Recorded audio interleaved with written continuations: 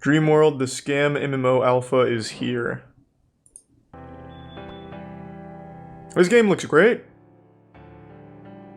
Reminds me a little bit about IMVU. Running in a full 140 FPS, the way that the creators envisioned, baby. Hold on, give me 1 second. This was a Kickstarter? The last game you'll ever play. What a horrible... If you put money into a Kickstarter that says the last game you'll ever play, you're a fucking idiot. You pretty much deserve to be scammed. Are you fucking serious? I can't find its Kickstarter. Can someone just tell me how much it raised? $64,000. $64,000?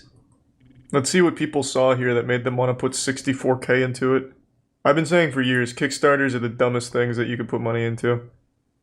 They very rarely ever even come out, and when they do, they're usually not good. Wow, look at it go!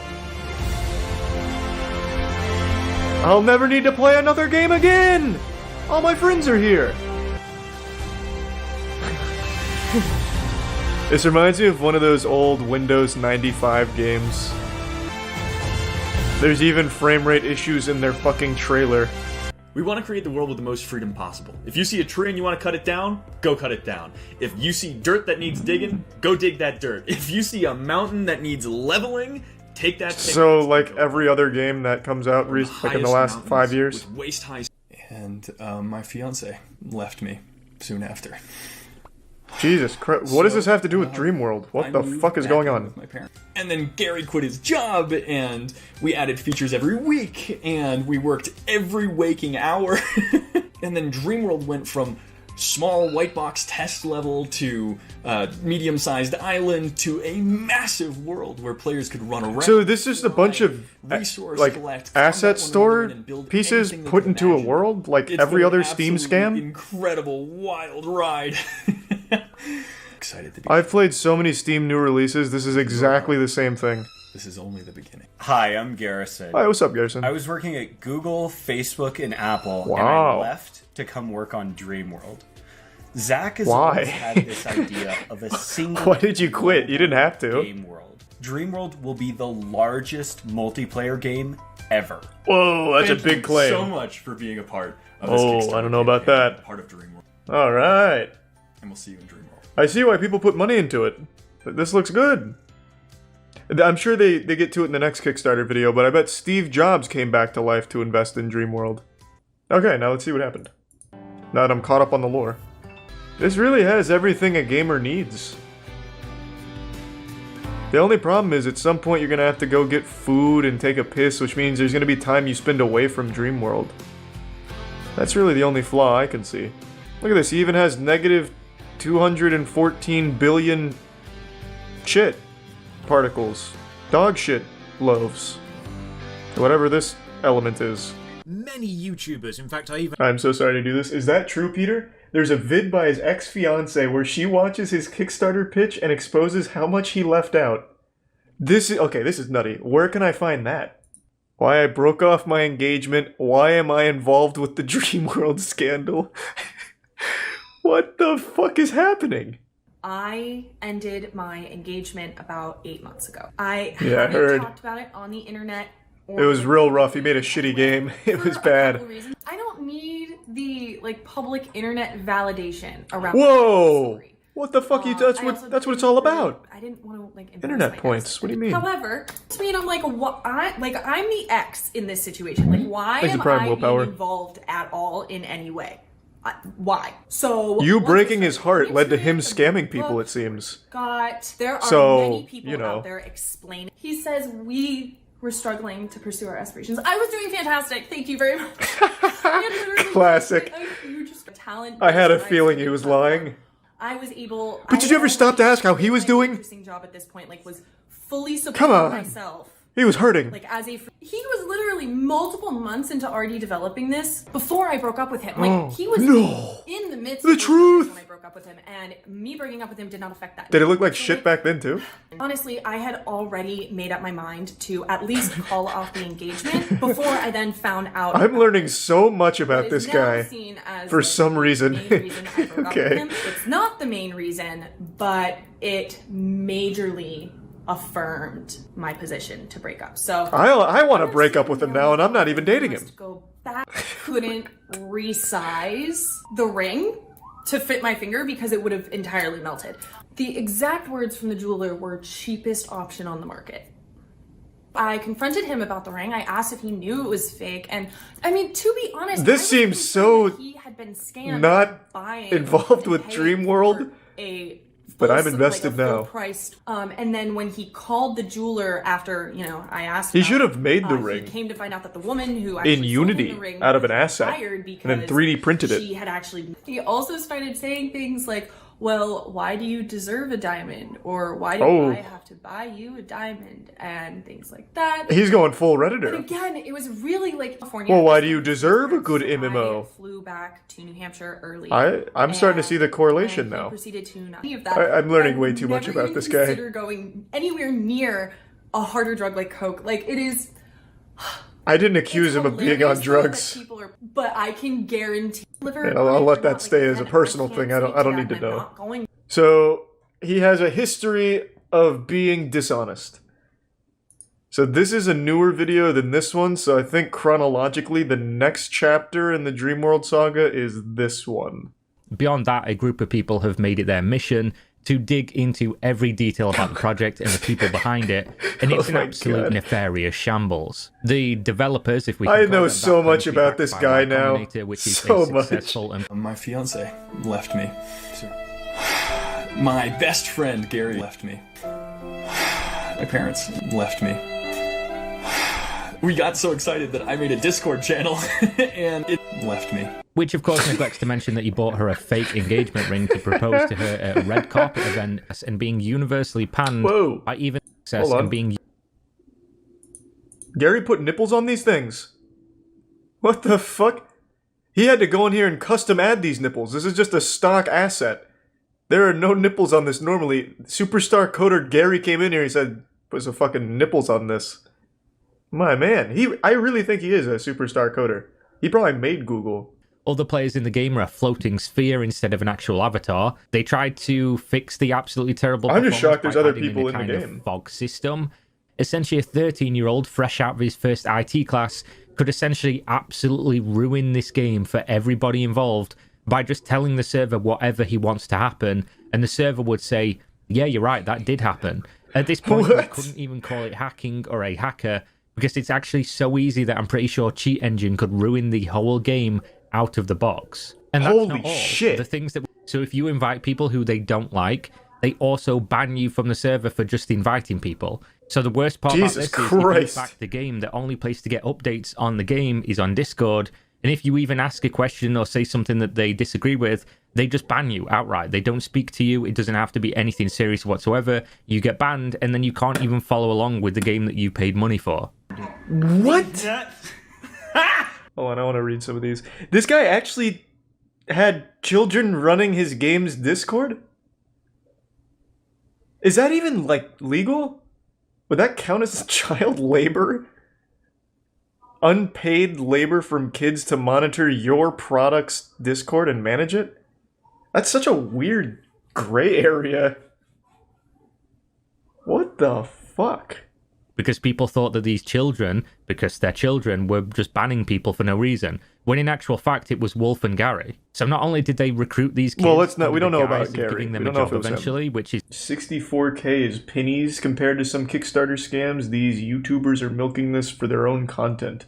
What? So just because in comparison to some of the other bigger Kickstarter scams, this is no longer an issue because it's only 64k? Disagreed entirely. It's not the biggest Kickstarter scam in history, but it's 64k that came out of people's pockets that they believed in a project that didn't exist. Just because it's not a ton of money comparatively to other projects doesn't mean it's no longer important and shouldn't be talked about. And to the second point, it is good content at that. Like 5 people behind me to all sort of like stop with me and like look around like they didn't know me. And I realized that they were running with me because they really liked the music. And they weren't. That never happened. Probably because they also realized that it was a safety hazard. So obviously, as Never soon as fucking everybody happened. noticed. Funnily enough, this isn't even the worst business that this fucking Melvin's tried to start. Exit Let's Prime take a look Disarray. at the absolute straight fire clothing brand that he started. March 2018, introducing Baron brand, another business to add to the pile. As you can see, God. some absolutely fantastic designs here. I mean, if I was 13 again and just saw my first episode of Naruto, I'd probably be super. Well, into hey, this. Naruto, Perhaps if Naruto. they sold it in like a. But this is by a full-grown man, and this is his best attempt at a business venture. It he also, of course, designed doesn't the look website, which is good, serviceable per by the se. standards of most people. But whenever I see a full-grown man making promises to cover the expenses of a 16-year-old girl moderator and promising work for them while they're making jokes about him being her dad, it's just weird. It's creepy, and even Who if did this this? is all that there is to it, it just makes me feel off about the situation. I have to question if this is being said like out in the open in a mod section where multiple people Oh, have God, access not to this that are Gary. not paid employees or anything like that. What's Gary! being joked about in private? There is now mainstream game press getting involved, journalists asking them for comment and interviews, to which they of course claim to be incapable Yeah, of doing so. Caleb as brought they it up just to don't me. have the That's where I time. heard it from. He brought it up Despite having today. the time to sit on Discord, He doesn't and even go on instant the internet. He ban doesn't have a anyone who fucking asks any computer, and he questions heard they about deem it. to be too difficult to answer. Of course, they've got the time for that one. What a fucking disaster of a game, though. GGs, work out how you can spot the scams, work out why they're trying Oh, to. this is just like a full all-encompassing thing. I can pretty much spot an MMORPG scam. If it's not made by a big studio, it's a fucking scam. Like 100% of the time. No 2-person team can make an MMO. Just can't fucking happen. I can't think of a single MMO off the top of my head that wasn't made by like a decently sized team ever. And functioned and wasn't dog shit. What a wild rabbit hole. Doesn't matter if you've been living under a rock, I'm sure even Patrick Starr's gotten this news by now. PayPal Honey, a wildly successful browser extension used by millions, turned out to be a big scam, allegedly. Except it's not alleged, it is factually a scam, in my opinion. I think Honey is more of a scam than the shake weight. This shit is foul. And thanks to a multi-year investigation conducted by a YouTuber named Megalag, it has blown the lid wide open on this operation from Honey. And just like my bubble guts after I make the mistake of eating a hot dog at a hockey game, it's bad. So bad, in fact, that it has now led to a class action lawsuit being filed against Honey. Another YouTuber named Legal Eagle just posted this video announcing this class action lawsuit they're filing against them. Now, when you hear the term YouTuber, most of you picture a bumbling imbecile like me. But contrary to popular belief, not every content creator is overdosing on stupid juice. Legal Eagle is a real attorney, not some phony baloney, horse hockey, a title he gave himself from Roblox or anything. And he made this video going over the motivation behind this class action lawsuit, believing that PayPal Honey has caused substantial financial damages to a substantial number of people. Now, this isn't his first rodeo announcing a lawsuit. I believe he's made 2 other videos talking about something that he's suing. This one obviously comes pretty early into the investigation that Megalag has conducted. Keep in mind, that was part 1 of a 3-part series that Megalag is releasing on his multi-year investigation of Honey. And part 1 already had enough foul play to lead to a class action lawsuit. I don't even know how much worse it could get with this rabbit hole. Like, part 2 might just prove PayPal Honey was trying to cast the infinite Tsukiyomi and trap everyone on Earth into a Genjutsu where we just keep fucking giving them affiliate commissions or something. Like, I do not know what else could possibly come out from Honey. Lord help us, part 3 from the investigation might just conclude and prove that PayPal Honey was trying to quantumly inject microchips into our brains or something. It really is, like, it's fascinating just how bad this company is. That one part of a 3-part investigation was enough to lead to a class action lawsuit against them. And it's not a frivolous lawsuit either. There's not really any question of whether or not Honey was engaging in taking affiliate commissions. They openly confirmed with Megalag that, like, they acknowledge that, yes, we will sometimes be the last click and get that affiliate commission. They openly say that. So that's not even what's called into question. It's more so now, is it fully illegal?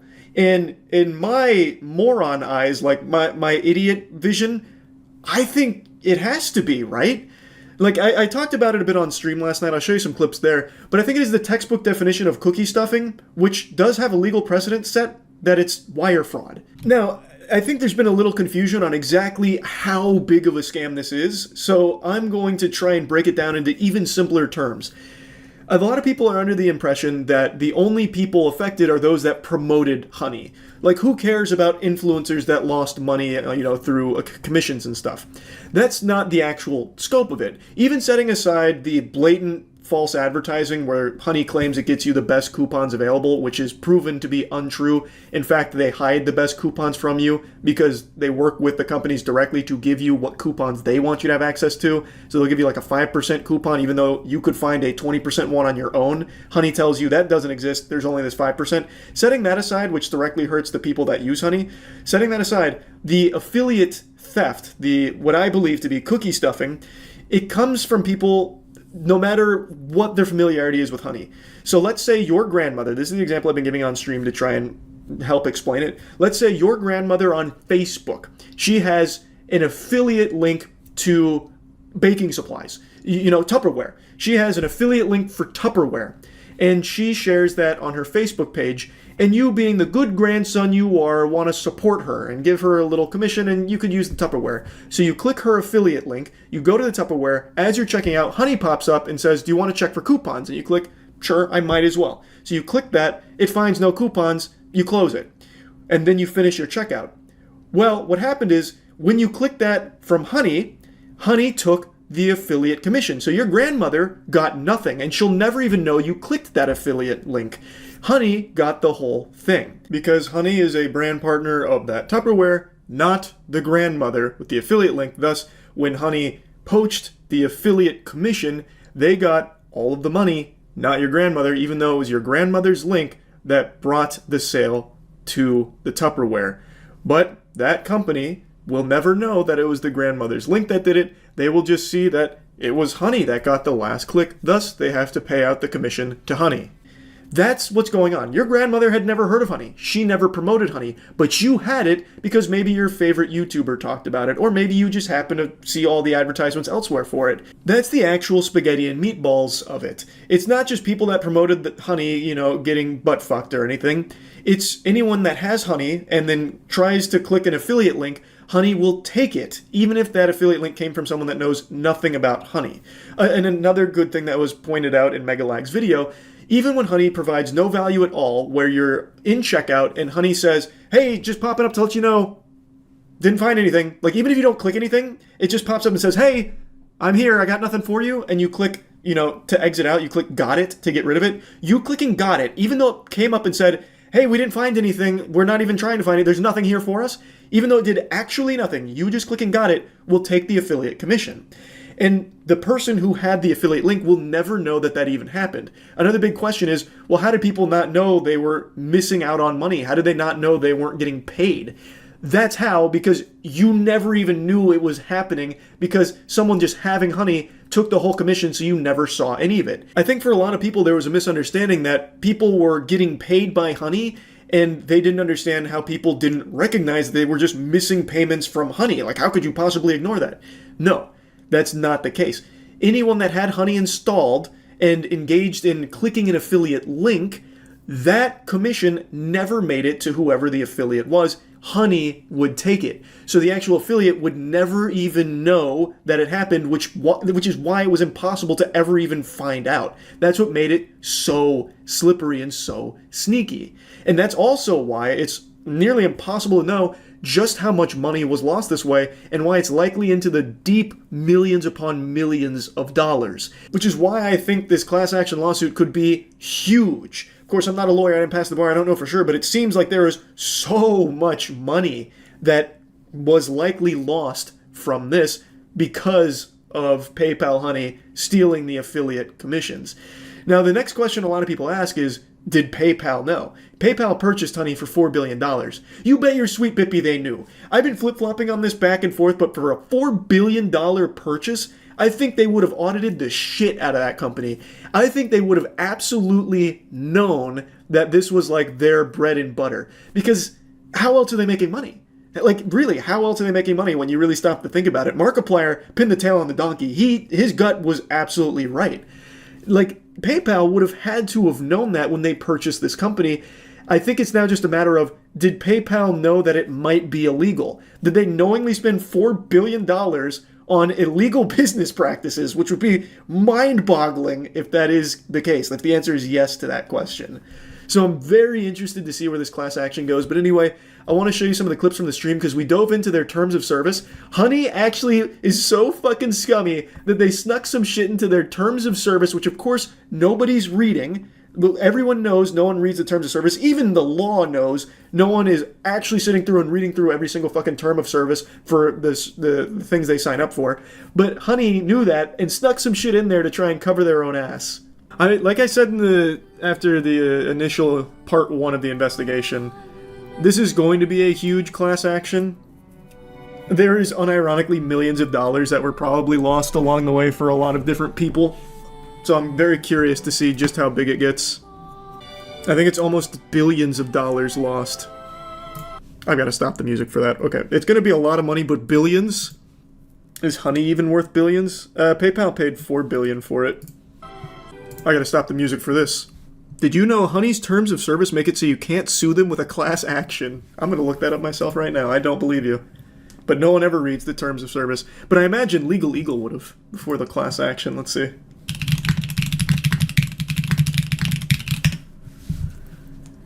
Let's look at the Join Honey terms of use. Though I don't think you... Let's just assume it's there for a second. Does that protect you? Would that even actually protect you? I don't think so. Wasn't there a ruling not too long ago that said, like, no one reads the terms of service, so you really can't put in legally binding shit like that? I vaguely recall that being a actual court ruling. This agreement contains 1. An arbitration provision, 2. A waiver of rights to bring a class action lawsuit against us, and 3. A release by you of claims for damage against us that may arise out of your use of the service to the greatest extent permitted by applicable law. By using the service, you agree to these provisions. Their lawyers are good. They've got the Sharingan out. How could they have seen a potential class action coming? They stopped us before we even started. I wonder how far by applicable law goes. There's no way that's going to actually protect them. You can't just say, like, you can't sue us and then do blatantly illegal shit. That's not how that works. Arbitration clause and class action waiver. Important. Please review as this affects your legal rights. In caps lock. Oh man, yeah. This seems like panic. Arbitration. You agree that all disputes between you and us, whether or not such dispute involves a third party with regard to your relationship with us, including without limitation dispute related to this agreement, your use of the service and or rights of privacy and or publicity, will be resolved by binding individual arbitration under the American Arbitration Association's rules for arbitration of consumer-related disputes, and you and we hereby expressly waive trial by jury. Why would you want that? I'm sure the jury would side with you guys. I don't know why it's screaming at me, though. Oh, wait. Here comes a threat of their own. Provided, however, that to the extent that you may have... Provided, however, that to the extent that you have in any manner violated or threatened to violate our intellectual property rights, we may seek injunctive or other appropriate relief in any state or federal court in the state of California. Discovery and rights to appeal in arbitration are generally more limited than in a lawsuit, and other rights that you and we would have in court may not be available in arbitration. Now they're tossing their big meat around. That's interesting. I've heard that too.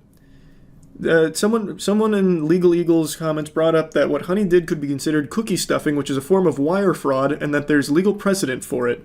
I've heard that a couple times. I might as well look at it before hopping onto Rivals to start my Grandmaster climb. So cookie stuffing is legitimately a real term. It is a real thing that they have cracked down on. Deceptive tactic in affiliate marketing. It is considered fraudulent. But what is the legal precedent? because I think it is the textbook definition of cookie stuffing what Honey was doing. So it's been considered a form of wire fraud, and in 2006, eBay collaborated with the Federal Bureau of Investigation in a sting operation targeting top affiliate marketers. So it looks like in 2006 there was like a big case with it. Sean Hogan, eBay's largest affiliate marketer, was found to have engaged in cookie stuffing. His strategy involved modifying his website to load resources from eBay servers, thereby setting affiliate cookies on users' browsers. The technique falsely attributed subsequent eBay purchases to Hogan's site. Despite Hogan making over $28 million through eBay's affiliate commissions, it was determined that Hogan's activities did not contribute any substantial revenue to eBay. In the subsequent legal proceedings, Hogan pleaded guilty to single wire fraud charge, leading to a 5-month federal prison sentence and a $25,000 fine. Okay, he got off pretty easy. There's another case as well. Also, eBay affiliate marketing, Brian Dunning. Similar tactics with cookie stuffing during 2006 to 2007. So there is a legal precedent set.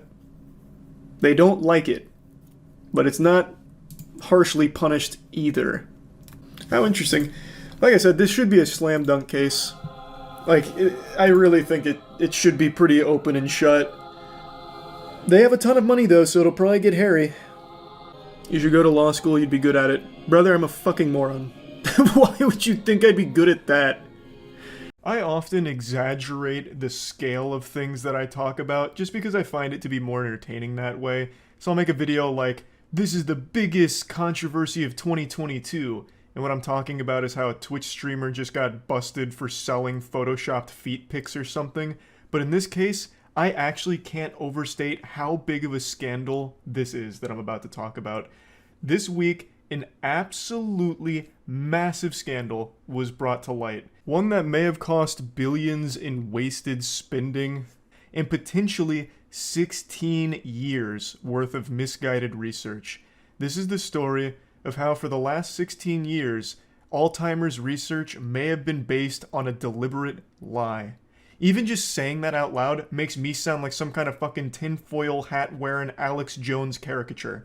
But this has been confirmed by multiple reputable sources, actual scientists. So, let's get into it. I don't want to get too deep into the science of it because I feel like a lot of people will just immediately tune that out and just not give a fuck. So I want to make this as digestible as possible. It's also a very nuanced problem, and I want to do my best to give you the most clear and understandable truth to it, because there's a lot of misleading headlines and a lot of not entirely accurate information, so I'm just going to do my best here. I'm no scientist. I graduated with a human science degree, but it's been 8 years now, and I've done nothing but wipe my own ass with that degree, so I'm a little out of practice. This story is genuinely pure evil, so get ready for a wild ride. It starts in 2006 with the most influential paper published on Alzheimer's. It was published by Sylvain Lesny, and it linked a protein in the brain to impaired memory. This became one of the most cited pieces of Alzheimer's research ever. It's been cited roughly 2,300 times in further Alzheimer's research projects, as well as potentially being used as a basis for some drugs aimed at treating Alzheimer's. And without getting too deep into the weeds of it, ultimately what this paper did is it put one specific protein in the crosshairs here, and it gave scientists a target, which was the protein listed in the paper. And what scientists believed is if they could research, analyze, and potentially fix that protein, they may have an efficient way of treating Alzheimer's.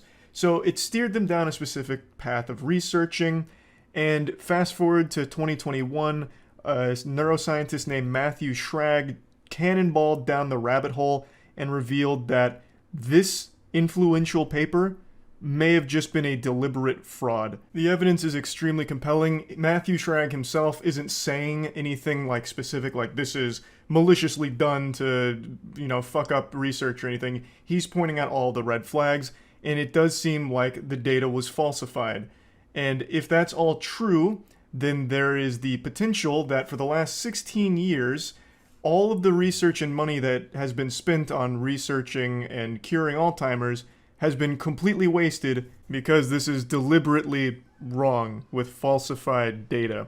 Now, there has been a bit of debate as to the severity of the issue. While most agree that this is very fishy, like the paper itself is most likely falsified information, the severity of it is highly scrutinized. I read something from an expert named Rudy Tanzi, who's an Alzheimer's expert, and he said that no one in the field had paid attention to the study after about 2008 because no one had been able to replicate its findings, and that the science story, Science being the publication that broke the news that this 2006 study was most likely false, he said the science story went too far in suggesting that years of research may have been wasted, and called it hyperbole to say that the paper had any impact on the amyloid hypothesis or the larger field. And he's not alone. A lot of other experts feel that this was pretty inconsequential and it didn't have a wide effect on Alzheimer's research.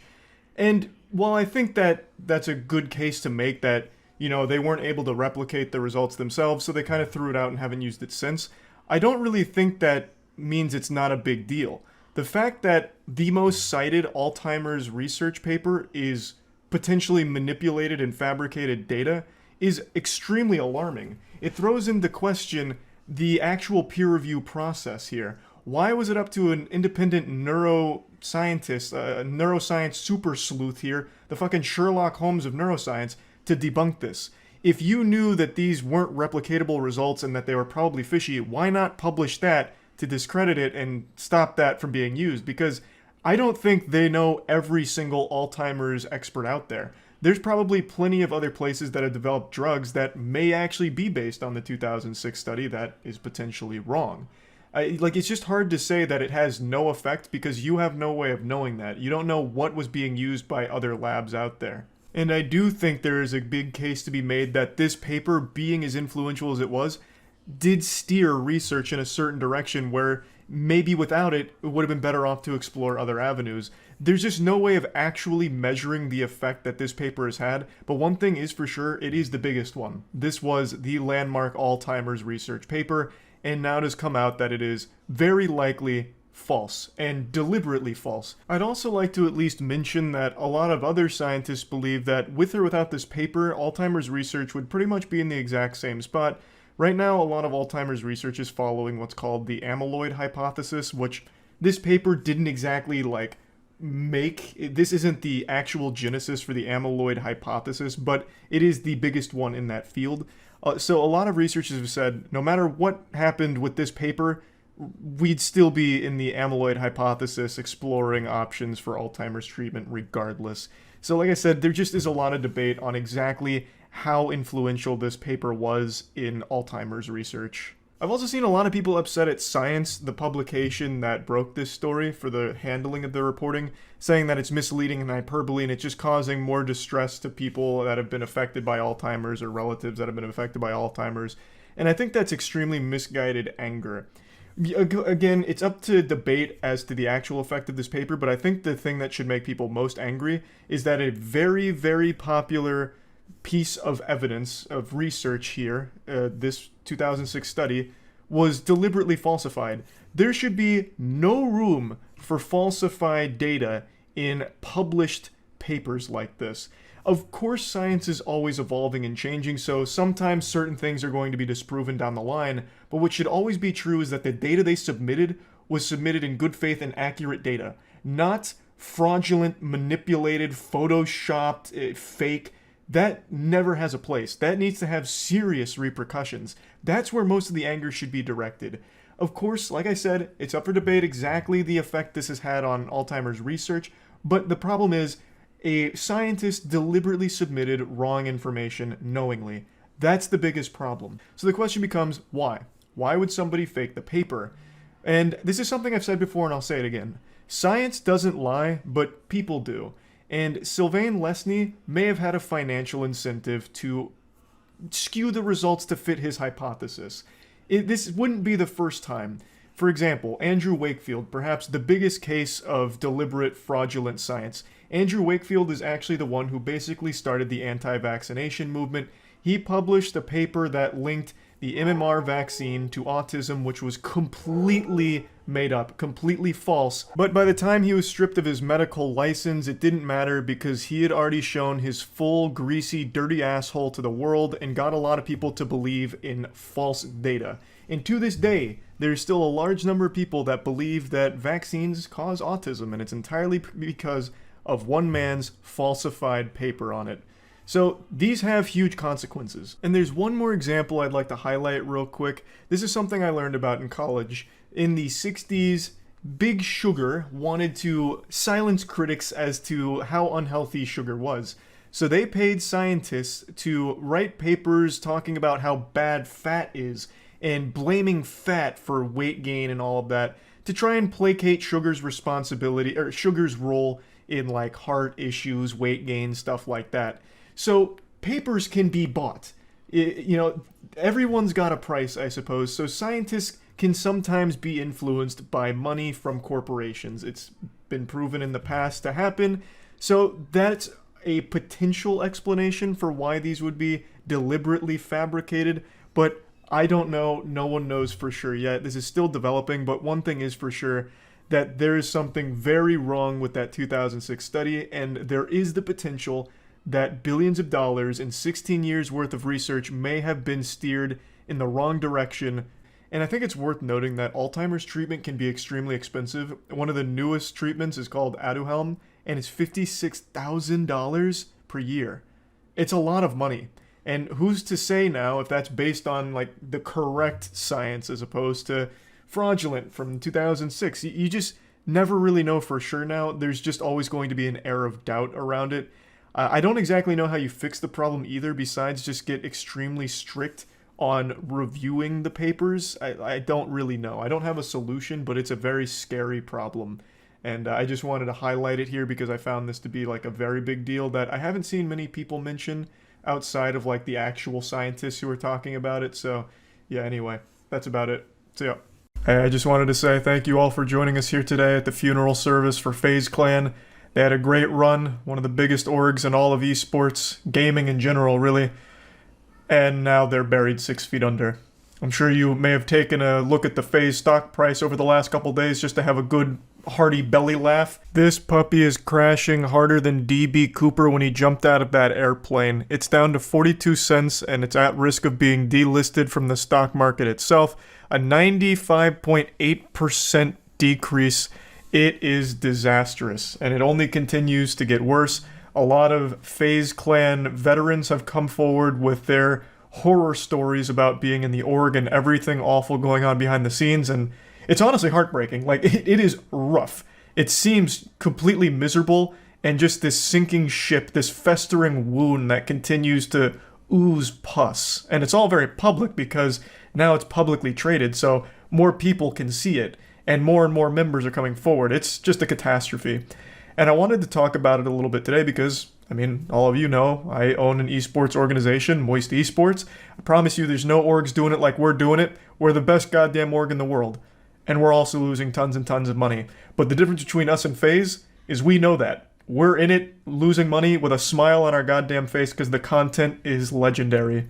Joel? Smell what the rock is cooking. It's the people's elbows. And Tombstone Pizza. Shut up, bitch. It seems very unlikely. I'm tired of digging holes, Grandpa. Well, that's too damn bad. At least one of those kills. Nobody taken down and... I just chose 2 random clips from some watch parties we did recently. One of them's like a Rocket League regional, and then that one's actually from our most recent watch party for the Moist Moguls Valorant squad, our Valorant team, when we beat Shopify Rebellion last week. So, just quick moments that were on top of my brain. It's so much fucking fun. Yes, we lose a ton of money, but we're not at risk of closing anytime soon. In fact, we're only going more hog wild in the industry. But FaZe Clan is what we're here to talk about today, because it is just looking terrible for them.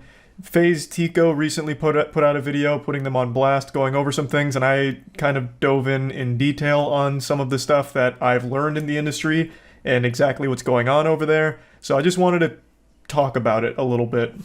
I would wager a guess that all of the original FaZe members are at the mercy of all of the suits that have been brought in and took control of FaZe. How are you going to be the biggest organization in the world? Leaders in this scene, pushing this scene forward, pushing this industry forward, leading by example, and you can't even take care of your members that's been in for 12 fucking years. I've never claimed to be... Well, it's because that's the whole space. It got infested with Silicon Valley types. They assumed aggressive control of these organizations, probably by flashing tons of money in the face of young men that established them, like in this FaZe example. You had these young kids, Call of Duty kids, see these like really established businessmen coming in, waving fat fucking stacks, and they give up too much control of the company, and before they realize what that actually means, they end up in a position like this, where these suits have no fucking idea on what exactly the company even produces, what the product is. They don't care about the people in it. It's all supposed to generate money, and they don't know how to do that. So now you have FaZe being public, worth less than a stick of gum. They have no way of righting that ship. They continue to spend money on brand recognition plays, which don't equal money in the bank, so it continues to spiral out of control. We have seen it with so many fucking esports orgs now. 100%. It's a goddamn shame. Investors ruin everything, it seems. Well, it's not just investors. So a lot of these suits come in and try and like... I don't want to say like sell people on a delusion, because FaZe is the most well-known gaming brand. Like it's a normie brand. It's breached the normie market. Kids know it even like in school, right? So it does have brand play. And you would think that translates to money, but in this space it's unique where it almost never does. So they're losing so much money because they bought so many creators all at once and still had no idea what to do with them. Like, they spend tons of money on content. You remember, like, the millions they poured into, like, Be the Next FaZe member contest? And, like, no one watched it. They had, like, 200 peak viewers on that whole thing. It was, like, this live stream series that only got, like, an average of 50 viewers. Most of you don't even know what the fuck I'm talking about. Case in point. They spend so much money on things because they don't know what the product is. They tried to corporatize it, but outside of, like, the FaZe members, it was just suits trying to make number decisions that don't actually work. Like, it's so misguided. They have people at the helm that don't know the space. They don't know what they're doing. And then they shit on people that have been there since the beginning. All of that's been publicized. It sucks. I feel bad for them. They were young kids that got taken advantage of by the suits. Just greed always will be. Well, it's more than greed because it's super misplaced. For example, buying Snoop Dogg. What the fuck has Snoop Dogg done for FaZe? Besides take one picture where he had a FaZe necklace. Has he even been in a single piece of content? That's a genuine question. I don't know if he has. Let me see. Fairly confident he hasn't been in a piece of content since the announcement. It looks like March 7th, when he signed, is the last thing he's been in for them. Like, that is a worthless spend. Completely fucking worthless. And I guarantee it was an equity play. I guarantee not only did they pay him, they gave him stock in FaZe. That's fucking worthless. He doesn't do anything for them. But they think because it's Snoop Dogg with a name like that, somehow him being on board is going to translate to money in the bank to start getting more in the green. Somehow, magically, but it never does. And then all of their esports teams are a huge expense. Even when they're good, they still don't make money off them because the salaries are so expensive, travel is so expensive, and unless they're getting first place and they're taking like 30% of the prize money, it doesn't offset the cost of what they're spending. So they're tossing even more money into the fire pit, and then they have like 90 creators and like a crazy large content team that produces shit that no one's watching. Like they have no way of making money. They're so fucking trapped. The only contract I've ever had with FaZe, guess what contract that is? The only contract I ever had. 80-20. 80-20. The Tfue contract. It's the only 80-20. contract I ever had with FaZe. Yep. As I was publicly defending FaZe on Twitter, everywhere, about that whole situation, I was in the same contract myself. The Tfue contract was a big drama, if you guys don't remember. Tfue publicized his FaZe contract. It was extremely predatory. FaZe would keep 80% of everything he'd ever make. He only gets 20. At least, I think it was 80. Might have even been more. It was 80 or more of everything Tfue does or whatever. They get 80+% or whatever, and he only gets 20. That was the contract. Somewhere in that ballpark. I'm pretty sure it was 80-20. 80 to FaZe. For free, by the way, while you sell the drop for millions and millions and millions of dollars. You can't even pay me. I've talked about that before. This isn't actually an exclusive FaZe problem with what he just said there. A lot of big orgs will force the creators that they sign in the org to do their ads for them, and they get nothing. So, I'm not going to say any names, it's not worth it. A lot of orgs, when you sign a creator, they now become your marketing vessel. So if you have a Chipotle deal for your esports org, that deal will now extend to all of your creators, but they don't get that money. So they'll do the ad for you, and you take that money. It's part of them being a part of your company. That's the benefit to the company. So they'll do an ad for Chipotle for free, and the org's the one that actually takes in the money. It's a huge problem. That's something I've talked about before as well. I think that shit sucks. I think that shit is trash. The fuck is up with all these high-end orgs? Like I said, they don't know how to make money in the space. They don't. Nobody does. It is an industry that bleeds money, and these suits came in because they saw this crazy fucking like 15x multiple in the industry for some fucking reason because all the numbers are so inflated. They came in, you know, dollar signs in their eyes and thought they could make so much cash off it and quickly realized they can't, and they don't know how. So they desperately started making very greedy, predatory decisions, which leads us to today, and they're still losing tons and tons and tons of money. I just owe you something because it's such a fucking privilege to be in FaZe, right? I've been in this fucking gray zone where that's how the orgs get you. Because like, no, obviously I'm not nearly as important as these guys, but I'm also not getting paid for anything I'm doing. I'm just in the middle.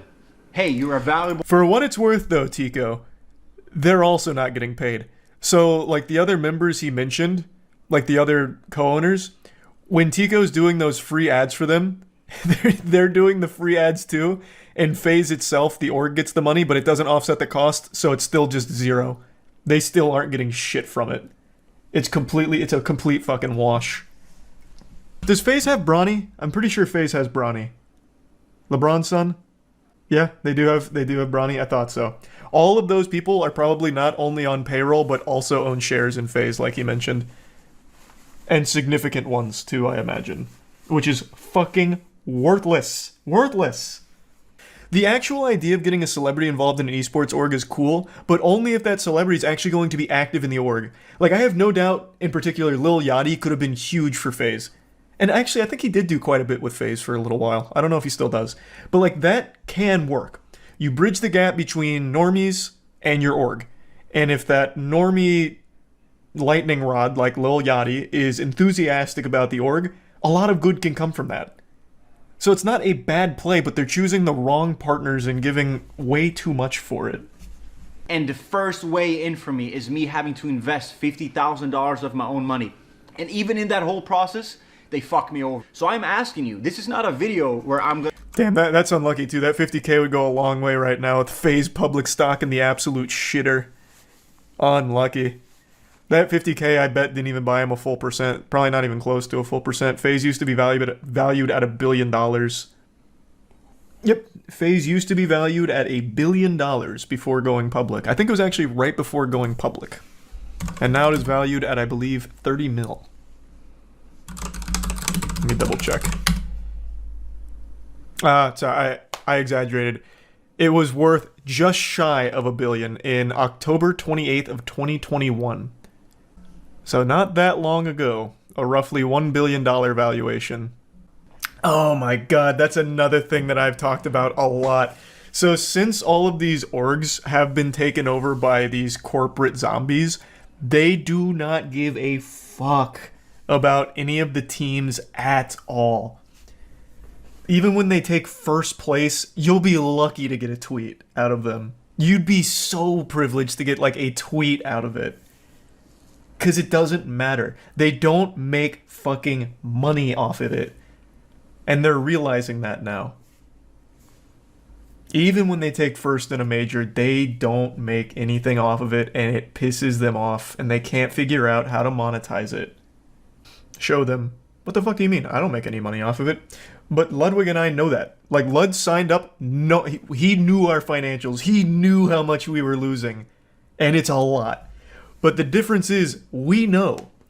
But the thing is, it's fun. The content is unreal. That's why you see creator-led orgs are kind of working. Like, it's not just Moist. You have KC. Carmine Corp is killing it. I think Carmine Corp is actually almost profitable, which is unheard of in the space. Carmine Corp is led by French streamers. Well, mainly a French streamer, Kometo. And they fucking kill it. They're doing amazing. And now you have Disguised Toast with Disguised in Valorant. I think even XQC's toying around with the idea of getting in the space. Like, the creator-led orgs are really, like, the only viable way right now. Because, like, it's content. The product is content. TSM is still doing well, yeah. TSM still remains profitable even with the FTX collapse. 100 Thieves remains profitable because of their merch and their acquisitions on the business side. TSM is like a unicorn in the space, though, for sure. TSM is like absolutely somehow able to do it really well. 100 Thieves is really smart with their business acquisitions. That's another big thing I've talked about. A lot of these, I think people have kind of got privy to it, so I don't think they do it as much anymore. But when we were first getting into space, it wasn't uncommon to see these contracts extend to anything involving their talent. So, we'd even seen a contract that took Twitch sub revenue. Totally unrelated to the org. Like, if you were a streamer that joined the org, they were entitled to some of your Twitch sub revenue. Which blew my fucking mind. Blew my mind. Like, it's totally unrelated to everything involving the org you're signing with. It was so shady. It was so fucked. But that just shows how desperate they were to somehow try and get green. There was no links they wouldn't sync to.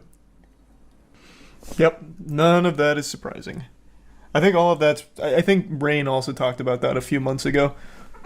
All of that's pretty much exactly what everyone already kind of knew was happening at FaZe. Not surprising at all. Sad to hear, though. I'm currently involved in my biggest scandal yet, and I want to immediately just start trying to pour water on the flames here, so put your pitchforks down and let me explain. Just simmer down, alright? Hold your horses. As all of you know, today is 420, of course, weed day, whatever, but also, it's the Purge on Twitter. The checkmark Purge. Anyone that isn't subscribed to Twitter Blue has just had their checkmarks banished to the Shadow Realm. They're gone. The whole legacy checkmark system has been kaput. They've wiped their ass with it. Now that all is left is the embarrassing $8 a month being flushed right down the shitter for a useless service. Unless, of course, you're a business that's paying $1,000 a month for a gold checkmark or a politician who gets the gray one. The only blue checkmarks left are the Twitter Blue subscribers. And it's led to a lot of questions about me personally, because if you go to my Twitter, you'll notice something very yucky, very stinky. There's a bit of a blemish on my Twitter account. There's still a blue checkmark there. As my 4th grade English teacher used to say, honesty is the best policy, and man, this is a painful one. I don't have a checkmark because they let me be grandfathered in with like a legacy checkmark or anything like that. It's not like they allowed me to persist past the doomsday here. I wasn't some kind of crafty Neanderthal caveman who took shelter when the asteroid hit the Earth that took out the dinosaurs and I survived or anything. I have a checkmark because I subscribe to Twitter Blue. It is the most embarrassing thing I've ever done, and please, let me explain. I've made a lot of content laughing at Twitter, and most importantly, laughing directly at the whole idea of paying money for a service as dog shit as Twitter. So, this leads to the natural question, why? With the way people have been tagging me, like, you know, with tears in their eyes, crying about, you know, why, Charlie, why have you forsaken us? Why do you still have the blue check mark? What went wrong? Like, it feels like I just fucking stole Christmas like the Grinch. So please allow me to explain, because I have a good reason, damn it. So, like I said, I've made a lot of videos talking about a lot of Twitter goofiness, and of course one of those topics was Twitter Blue as just an idea. Like, paying for Twitter is one of the stupidest things you could ever really do. It's like paying to have someone spit down your throat every day. It's a silly idea. But the reason I paid for it is because on stream, a couple of people brought up a good point. After they popped Elon Musk's wiener out of their mouth, they texted some shit in chat that actually made a lot of sense. They said, how can you criticize Twitter Blue if you're not going to use it? How can you know for sure that it's a terrible service with nothing redeeming about it if you yourself aren't going to engage with it? And I actually thought about that for a second, and it was like that fucking Onion article, like, the guy everyone hates just made a really good point. And ultimately, I agreed with their perspective. I can't fully write off Twitter Blue if I don't actually know everything that's going on with it, since I wouldn't be using it. So probably about 2 months ago now, I took the plunge and made one of the most difficult decisions of my life. Like, this honestly felt like I was about to decide, whether or not to pull a family member off life support or something. It was fucking painful. It was emotional. I was nearly like crying my eyes out, about to part with $8 for fucking Twitter, an actual swamp cesspool of degeneracy. But I did it. I subscribed to Twitter Blue about 2 months ago, and that's when I learned the truth. My third eye was opened. I was fucking right. I could now wiggle my finger and say I told you so that Twitter Blue is useless, because I was now using it and could confirm for sure that currently Twitter Blue is worthless. It offers nothing of value at all. It is just wasting money subscribing to Twitter Blue, at least in its current iteration.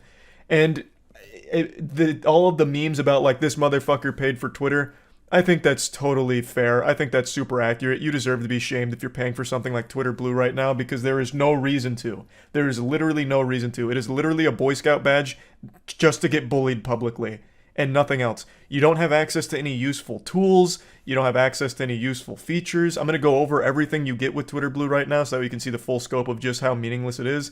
Maybe in the future there'll be some like implementations or changes that make it worthwhile. Elon Musk certainly seems to think so. He's constantly trying to drum a pipe for Twitter Blue, like pumping his fist, saying like all of these incredible things are coming very soon, any day now. They're right around the corner. That's got to be the longest fucking street of all time if we still haven't got around that corner, because there is still nothing on the horizon. It doesn't appear like anything's coming anytime soon right now. It's honestly just kind of sad. I feel like I'm eating alone at the lunch tables with all the other losers that have Twitter Blue right now. We're just the outcasts getting laughed at, and we absolutely deserve it. This is like I threw a birthday party and nobody showed up except my parents, and they gave me like a little participation trophy here present with my fucking Twitter Blue checkmark. It's so embarrassing. Now let's go over what Twitter Blue offers. As a paying cuck of Twitter Blue, I have the ability to send out a tweet and then the option to undo it, immediately send it, or wait for this countdown to finish in order for the tweet to go through. This is, I guess, if I have a lot of immediate anxiety and regret after clicking tweet, I can undo it within a certain period of time. But let's say I want to let it rip, and it's up there, and I change my mind. Well, I have that coveted edit feature, where I can edit the tweet to change things around or add to it within the first 30 minutes of the tweet being live. Now, I'm sure all of you with your thinking caps on will immediately recognize why that feature's fucking worthless. Because it's Twitter. If you regret something, or you decide you don't really want it up, or if you want to add something to it, you can just delete the tweet. It's not that big of a deal. It's Twitter. It's instant to do that. There's no penalty for it. You don't have like a certain allotted amount of tweets that you're allowed to post. Like there's no quota. You can just tweet it, be like, that's kind of a stinker, delete. No problems. Editing a tweet is fucking worthless unless you're trying to like prank your followers where everyone likes or retweets something really agreeable and then you edit it to say something really nefarious and evil. So then it makes them look silly for retweeting it, I guess. But past that, there is no practicality to editing a tweet within the first 30 minutes. You could just delete it and accomplish the same goal. A lot of the things you'll find on the FAQs for Twitter Blue are absolutely beyond stupid that I'm not even going to bother talking about them, so I'm just going to focus on the bigger ones. Another one that they talk about as being a great benefit is you get half as many ads. You pay $8 to still get ads, but just not as many. And I'll tell you, as a 2-month veteran of Twitter Blue, I haven't noticed a difference in my ad volume. I am still constantly inundated with ads while scrolling through. I really feel like that claim might just be a blatant lie, because it's something that you couldn't really empirically prove super well as just a Twitter Blue user. You wouldn't be like, my ad density is exactly the same, because they could always argue like, no, it's actually reduced, you're wrong. And you would have no way of proving it. But going from not subscribing to Twitter Blue to subscribing to Twitter Blue, the ads is exactly the same. Nothing has changed on that front at all in any noticeable, meaningful way. So that's fucking worthless. There's no reason to be paying $8 a month to still be getting ads, the same amount of ads. The edit button is worthless. The undo tweet is worthless. The extra amount of text that you can add to a tweet, I guess, could be useful for journalists, and really journalists alone. But even then, you still might be better off of just doing a reply, because I know most people aren't clicking expand and show more for like a large, long tweet. At least I don't think it's that common, but I could see maybe a bit of practicality for it, but not for $8 a month, and not unless you are an actual journalist whose job it is to try and like convey news through tweets. Longer videos, who gives a shit, especially since there's no video monetization right now that Elon Musk keeps hyping up, so you don't really see any return on those videos on the platform. So if you're trying to be like a Twitter content creator, you're actually just getting fucking donuts here, goose eggs, $0 in return from posting the content.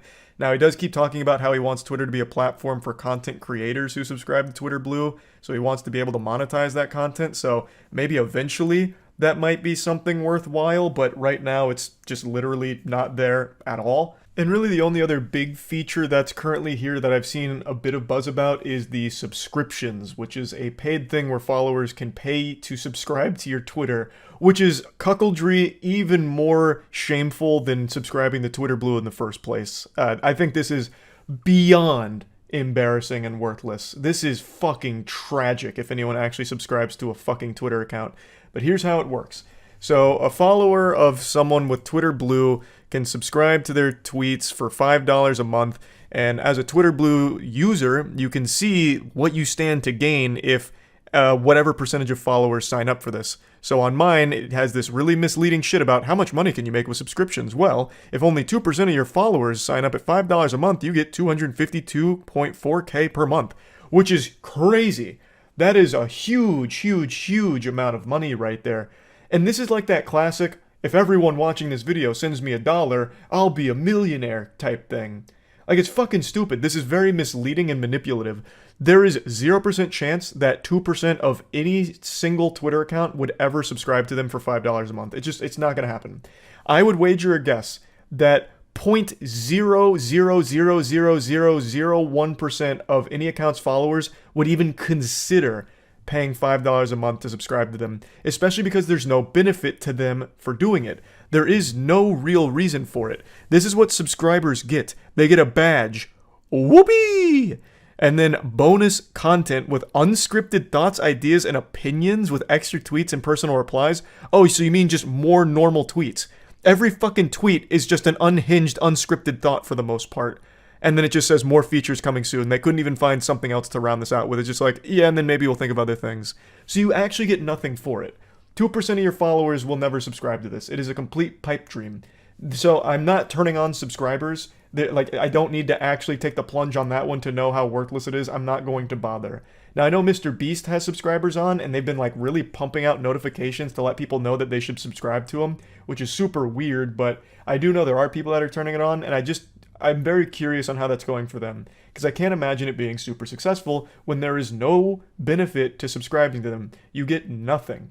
At least on something like Twitch, you can get emotes, which build the community and people get excited about that. But even there, I think emotes are pretty weak as like something that you receive for a transaction. It's mainly just to show support to a streamer you like, which I guess you can make the same argument for Twitter, but you're still just getting absolutely nothing of value out of it.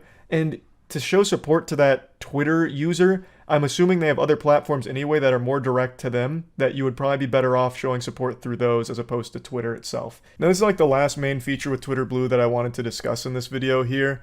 I just think it's completely worthless right now. Even if this was $1 a month, I would say that it's a waste of $1. It's just truly not worth any amount of money because none of this is useful.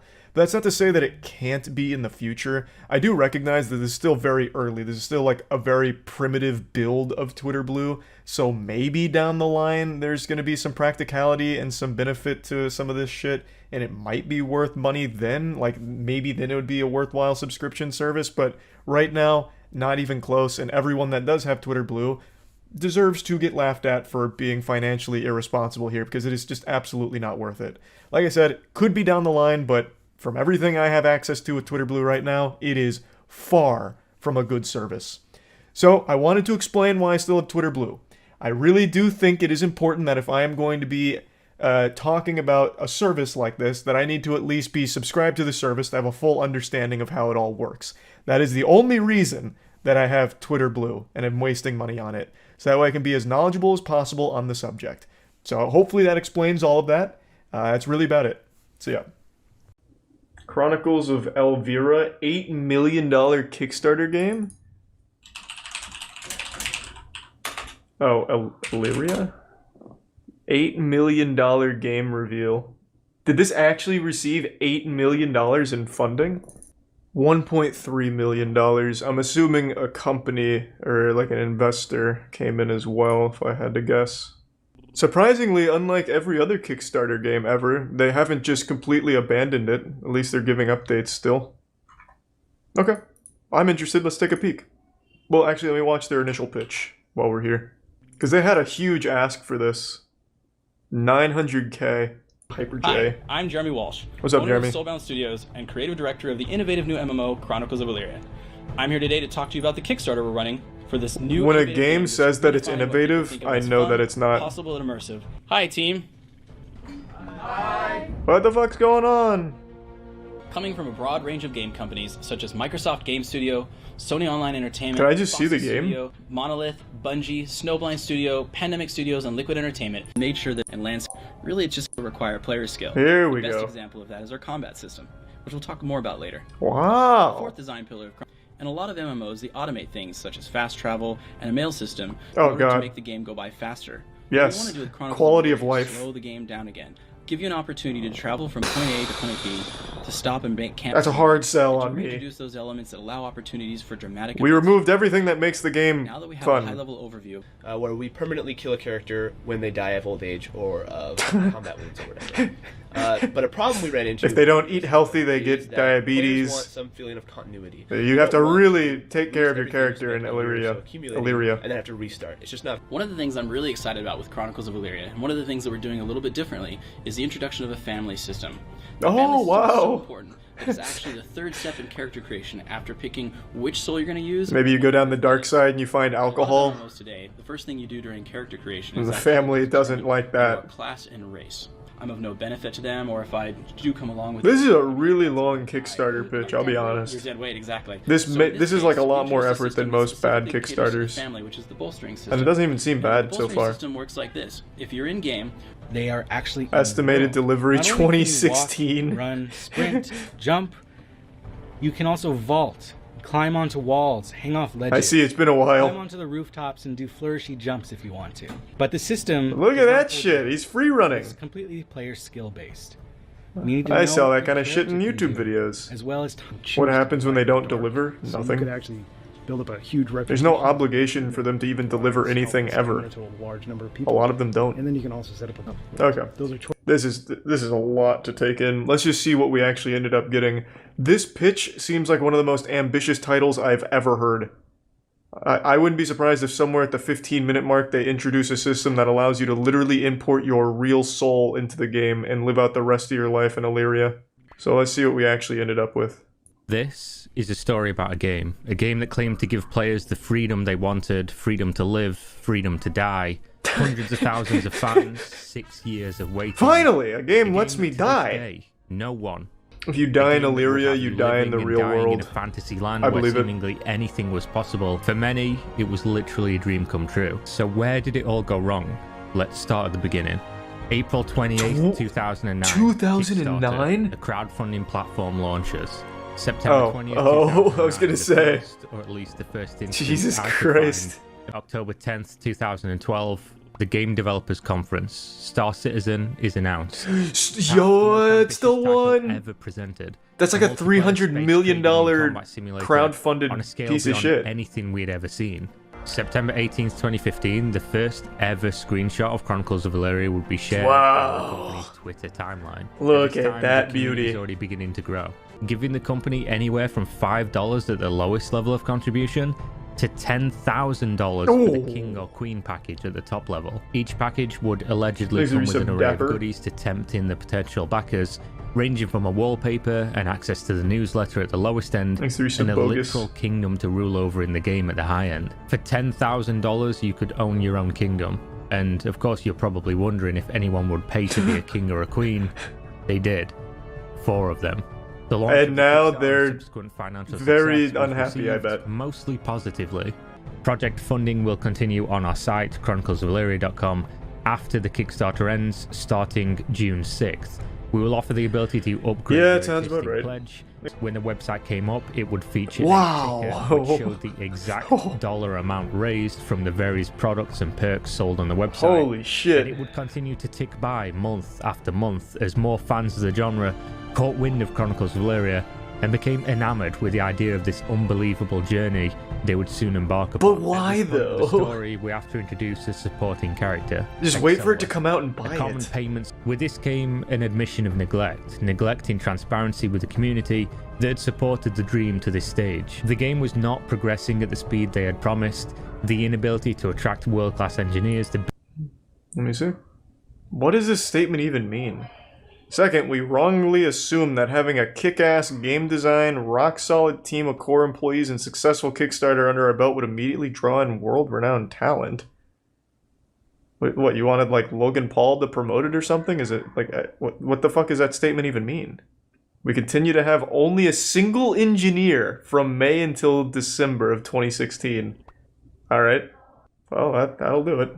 Alpha 1 would now... They're become waiting the for first someone 4 to make the months game for of them. 2018. Skipping forward to January 12th, 2018, roughly That's a when good we would plan. be expected. The game was still yet to be played. Can we watch by some a good single member of the Kickstarters? Are they public. all a scam At or this some time, actually the fine? revolutionary tech solution that they'd announced as a I'm partner pretty harsh on is no longer a Kickstarters for partner. good reason, but some of them Spatial do awareness being deliver the and are system that good. They had spoken so I think highly of Chivalry and was spent actually a the last Kickstarter 19 game. months working with as funding continued to gradually increase throughout 2017 and 2018.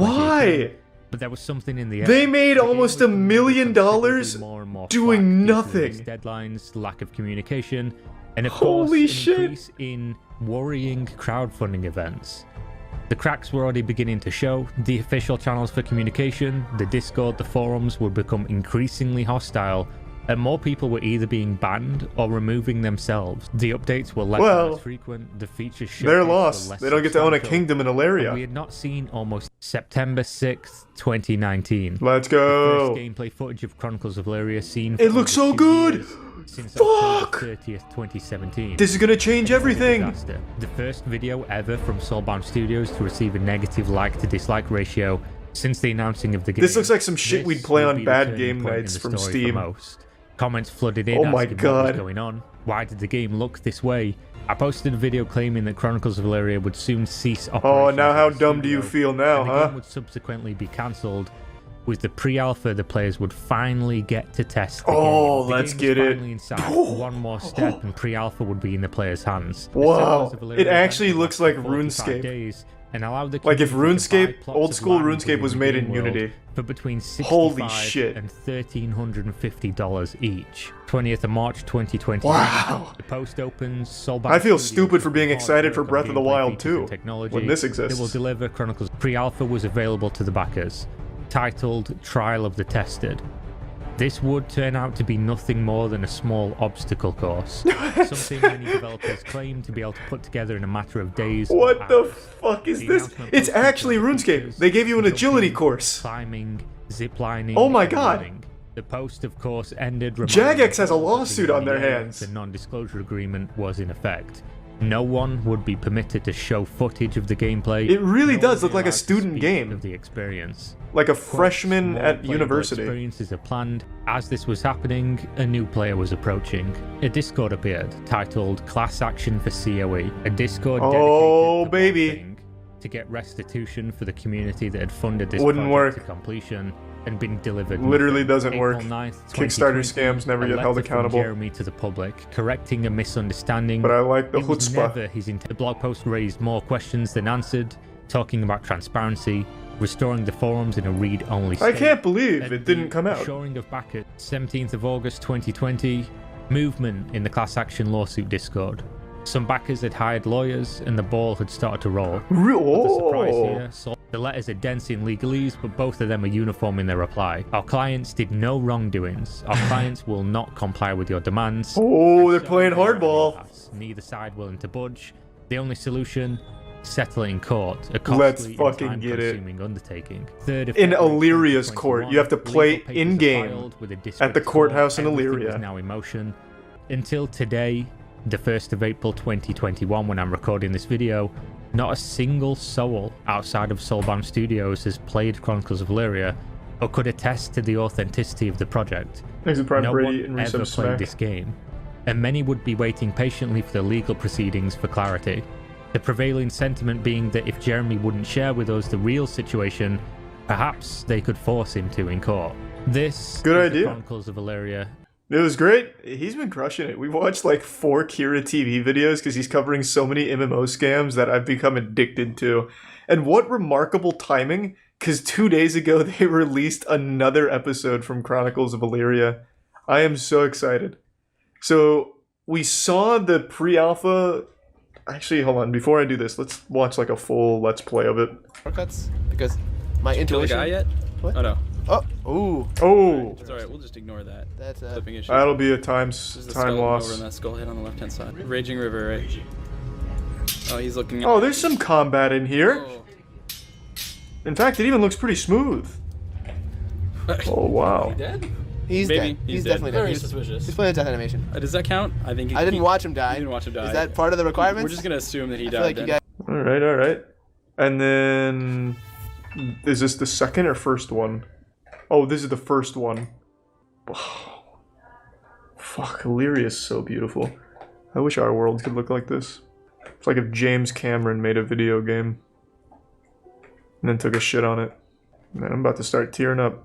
Imagine spending $10,000 to own a kingdom in this shit. I think that would be worse than owning an NFT. Why would they even release this? We're still making changes to the UI, so it might be a little small. See all the nameplates at once to make it easy to figure out where you're. So they turned it into Roller Coaster Tycoon? Like, what is this? Of your NPCs. So we do want to be able to give you a bird's eye view of knowing how healthy people are just by looking at them. This does look like a game that Nintendo would have shown off at their direct. Click on my all revive. It's kind of what we've got: the round neck with the straight leg. Why are you focusing on clothes so much? With no lace, short sleeve. Does anything happen in this game? If the time and see your settlement. Are they just making this as quickly as possible to avoid being sued? But after a recent play session, like, why do this? Semi-weekly playtest, Just we've decided leave. that we want to, at the very least, add tools. At its current size, is currently using the same game data as one of the larger rocks, and that's because there's a lot of data and a lot of assets based on a game like this, and we have to make sure that they're all kept in sync. Wow, this is good. So when I'm done mining. Alright, Chronicles of Illyria. I can sign up now to get nothing in return, I guess. Except be on Jeremy's mailing list. No, it doesn't look like you can keep funding it, which is great. I think this game looks great. Yeah, I can see where you're coming from. It does look pretty good. You get to do nothing, I guess, which is pretty cool. Yeah, I can't even find anything about this. On their website, they're still advertising it as an MMO, but here it's not only not called Chronicles of Illyria anymore, but it's also not an MMO. Apparently it's like a village builder where you get to pick out your character's clothes. Is that like a fashion designer thing? How confusing. Well, I have no sympathy for the people who paid $10,000. Like, you pretty much deserved it. I don't know why you would blindly throw $10K into something on Kickstarter, especially when there's literally nothing to present. That was cool. Another good MMO, another Kickstarter classic. Yeah, it received $8 million total, and there was 4 people in particular on Kickstarter that backed for $10,000 because they were told they'd get to own their own village in the MMO. I don't even understand why you'd ever believe that, nor want that. I like that they're all MMOs. Yeah, you know, the reason they're MMOs is because that's the most marketable genre. Most people play an MMO or have played an MMO at some point, so it's just the most general genre to get as many people as possible. There's an actual reason that they're all MMOs. It's been way too long since we last looked at a horrible Kickstarter campaign, and I've got a beautiful Kickstarter to share with you all today. It's called AnimeTube, and this one is especially evil because it targeted the purest group of us, anime fans. Weebs, like you and you. I'm not a weeb, goddammit, and I'm tired of people spreading that rumor. That's some absolute false, slanderous accusations. I simply can appreciate some fine anime, but I wouldn't self-identify as a weeb. So now that that confusion's cleared up, it's time to talk about football, titties, and anime scams. So let's take a look at the main Kickstarter campaign promotional pitch.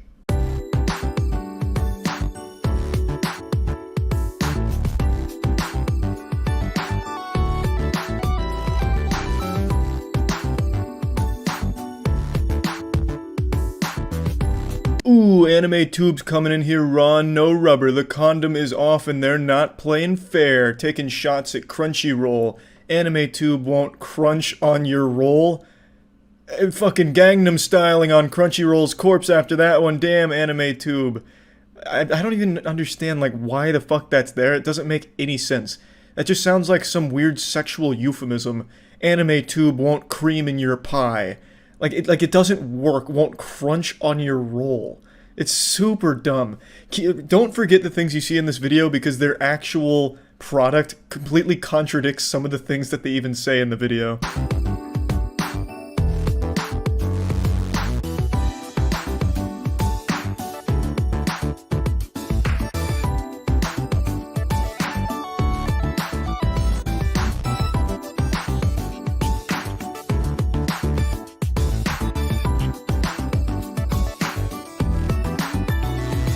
This video is the longest minute and 7 seconds of my life. Whoever filmed this should absolutely be fired and blacklisted from the industry. This is the slowest, most boring promotional pitch for anything I've ever seen.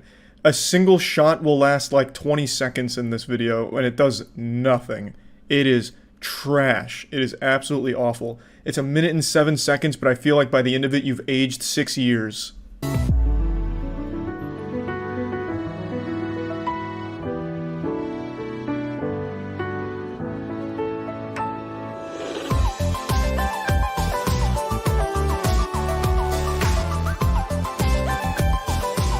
I'll spare you further suffering from this Facebook royalty-free music montage. It basically just ends with them showing the front page of AnimeTube's prototype. So just to sum up the whole idea, they wanted to make an anime streaming platform that was more than just a streaming platform. It's anime streaming with a live chat service to connect with other anime fans, so basically like fucking Anime Omegle or AIM, AOL Instant Messenger.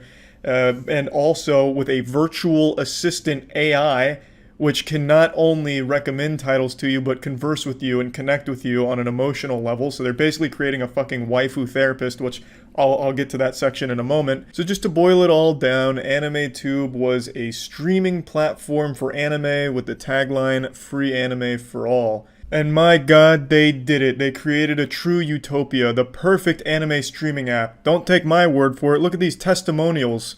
It is routinely maintained, it's comfortable, it's quite logical and ergonomic. It's way beyond any competition, I like it. Steven.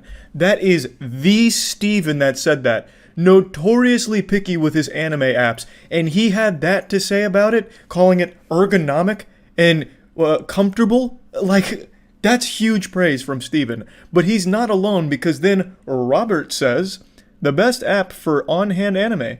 I used to spend days looking up series, but now I just use this app with ease. That's that ergonomic, quite logical design coming into play right there. If Robert can use it easily, anyone can use it easily. I could put this in front of my dogs and they'd figure out how to watch some high-quality anime with AnimeTube. They consider Robert the dumbest anime viewer of all time. They call him the anime caveman. But he loves his anime, he's just real fucking stupid, and he had no problems navigating this app, so kudos to the design team to make it this intuitive. And then the final testimonial, and this one I think is the most important one. AnimeTube is an excellent app for old and young. It will keep you entertained for hours. It is fun for all ages. James. That seals it. What else do you even need to hear anymore? If you're not sold on this app, you're not human. Robert, James, and Steven were all in agreement that not only is the app ergonomic, but it's easy to use and it's entertaining for all ages. Like, these are the three boys. Like, this isn't just any old Robert, James, or Steven. This is the legendary council of Robert, James, and Steven. The governing boys. Like, these are the biggest fucking boys, and they're having this to say about AnimeTube? My god, I can't believe I hadn't heard of it until just now. Now let's read a little bit more about it, because it's something special. Scrolling down, you can see this hand touching some anime girls, just kind of showing what the website would look like if it ever had a chance of existing in the first place. Nothing too wild here, so we'll scroll down a little bit more, and then we get to the subscription part. You remember the tagline, free for all?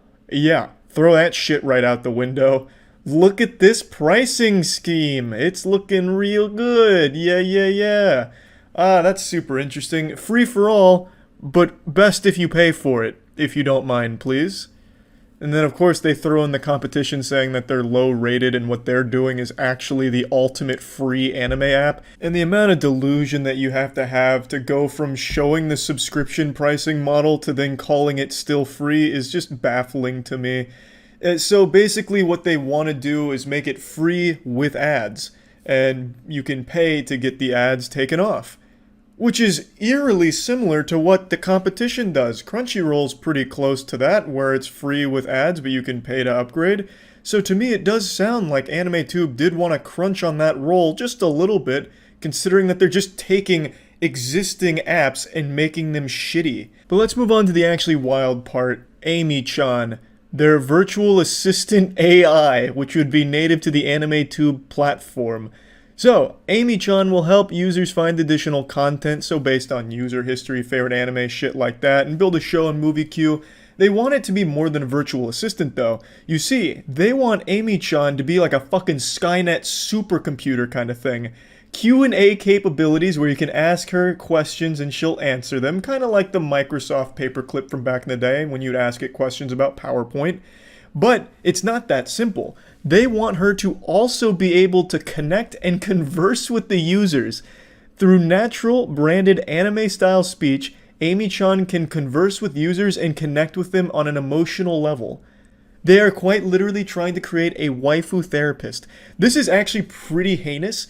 They're hoping that if this ever existed, which it absolutely will not, at least not in any way that they're pitching it here, they wanted to create some type of like Hatsune Miku obsession with the app and its users. So they'd have Amy-chan as someone that someone could hyper-fixate on. So a guy that's lonely would connect with Amy-chan by asking her like 2-word questions that are yes or no based, and they'd fall in love with Amy-chan and keep subscribing so that way they have access to Amy-chan. It's actually really fucked up. It's pretty dark. They're also teasing 3D capabilities where she'd have her own 3D animations for responses and conversations. They say think VTuber but with an AI, which I'm sure they absolutely could do, especially when you scroll down and meet the team here. So, I'm only going to show George. All of them are like this, where it's just random first name and then some fanfic about them. I'll go ahead and summarize this book report. It claims Ken and George are the two main chefs in the kitchen here, and they have a combined 50 plus years of full stack software development experience, including working on complex military software, as well as having a background in AI technology. And then with George's little segment, it says that he has 25 years of successful high-quality software development and leadership, as well as 2 years in Japan, 10 years on the mobile app and console development, and that's all you get. So there's no way of verifying any of this is actually true, but they tried, because at the very bottom of the page, it links to a LinkedIn for someone named George, but when you click that, it leads you to a dead page. So you click on his LinkedIn and it doesn't go anywhere, it just says this person doesn't exist. Which makes me trust George even more. He is so powerful that the government is scrubbing official records of his existence. The only way that George is able to communicate with us is through anime now, goddammit. He's too strong. That's basically it for the Kickstarter page, but this wild ride doesn't stop here. This was apparently not the first time they even tried this project. They initially launched it back in like last June or something with a $285,000 goal. They raised $50K, and since it didn't reach that goal, they didn't get any of that money. So now they've come back and lowered it to $50K, and they've exceeded that, but now they can't touch it because it's been suspended. According to AnimeTube, they suspended it themselves over the copyright issues that they were facing, but I've read evidence to the contrary. This isn't the initial page that they pitched it with. On this page, originally, they had a list of anime that they claim they were in talks to get the license for their platform. Some of the biggest in the world, the Attack on Titan, Sword Art Online, like that caliber of anime, they had listed on their Kickstarter page to sell people on the idea, claiming that they were in talks to get this officially licensed for their platform. Anime professionals came forward and said, no, that's some bullshit. We've never even heard of these guys or talked to them. They were calling this platform a scam, and now it's been suspended. Anime News Network had a detailed article going over everything kind of as it was happening. They started getting called out all across the internet. They were blocking people on Twitter, calling them haters or shit and some shit like that. Then you had comments from industry professionals saying things like, anyone intrigued or thinking of donating to AnimeTube Kickstarters should not. They're about a decade too late to that business model and competing with Netflix, Warner, hell, even Disney, you know, basically pointing out that they're really fucking late, which is absolutely true. It's very unrealistic shit that they're trying to do here, especially with their waifu therapist idea. It shouldn't take a lot of thought to recognize how fucking dumb it is. But what's really sad is the fact that a lot of people bought in over 100K, and 5 people bought in at the $4,500 level, which is a load of promises that will absolutely never be fulfilled, and the biggest one being a cameo in the Amy-chan manga, which apparently they had an estimated release of December of this year. So who knows, maybe the Amy-chan manga is going to take the world by storm, and we'll see these 5 backers somewhere in there as a piece of manga history, some of the best characters of all time. But back to reality, going through the article a bit more, they talk about the titles that AnimeTube claim they were currently in discussions with for licenses. The list includes hundreds of titles that are already licensed by other distributors for the US streaming market. Nozomi Entertainment CEO Sean Kleckner publicly tweeted at AnimeTube, "Why do you have listings for my titles on your Kickstarter's anime licensings currently in discussion? We're not in discussion with you." That was hard for me to read, but basically, Sean flopped his cock onto the lunch table and called them out on their bullshit. And then George, the legend, the man and the myth, comes forward with a tweet and says, "Hey Sean, we've contacted you on LinkedIn to discuss directly with you."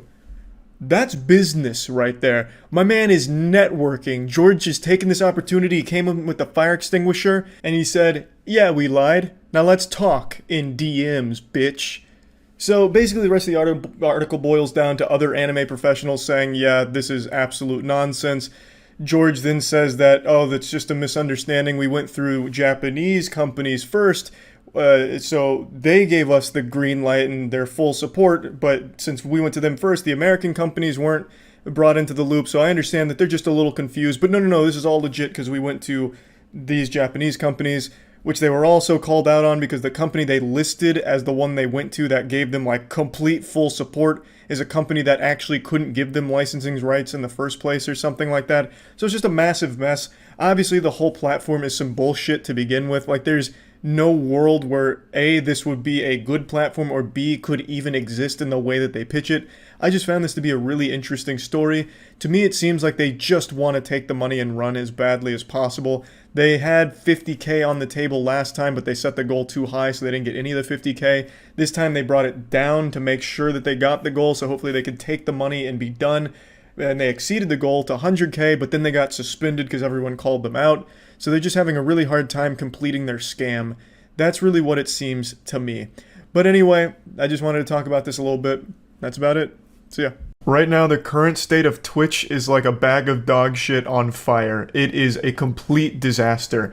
It's like the most degenerate reality TV show program ever broadcast, and the entire internet can't look away.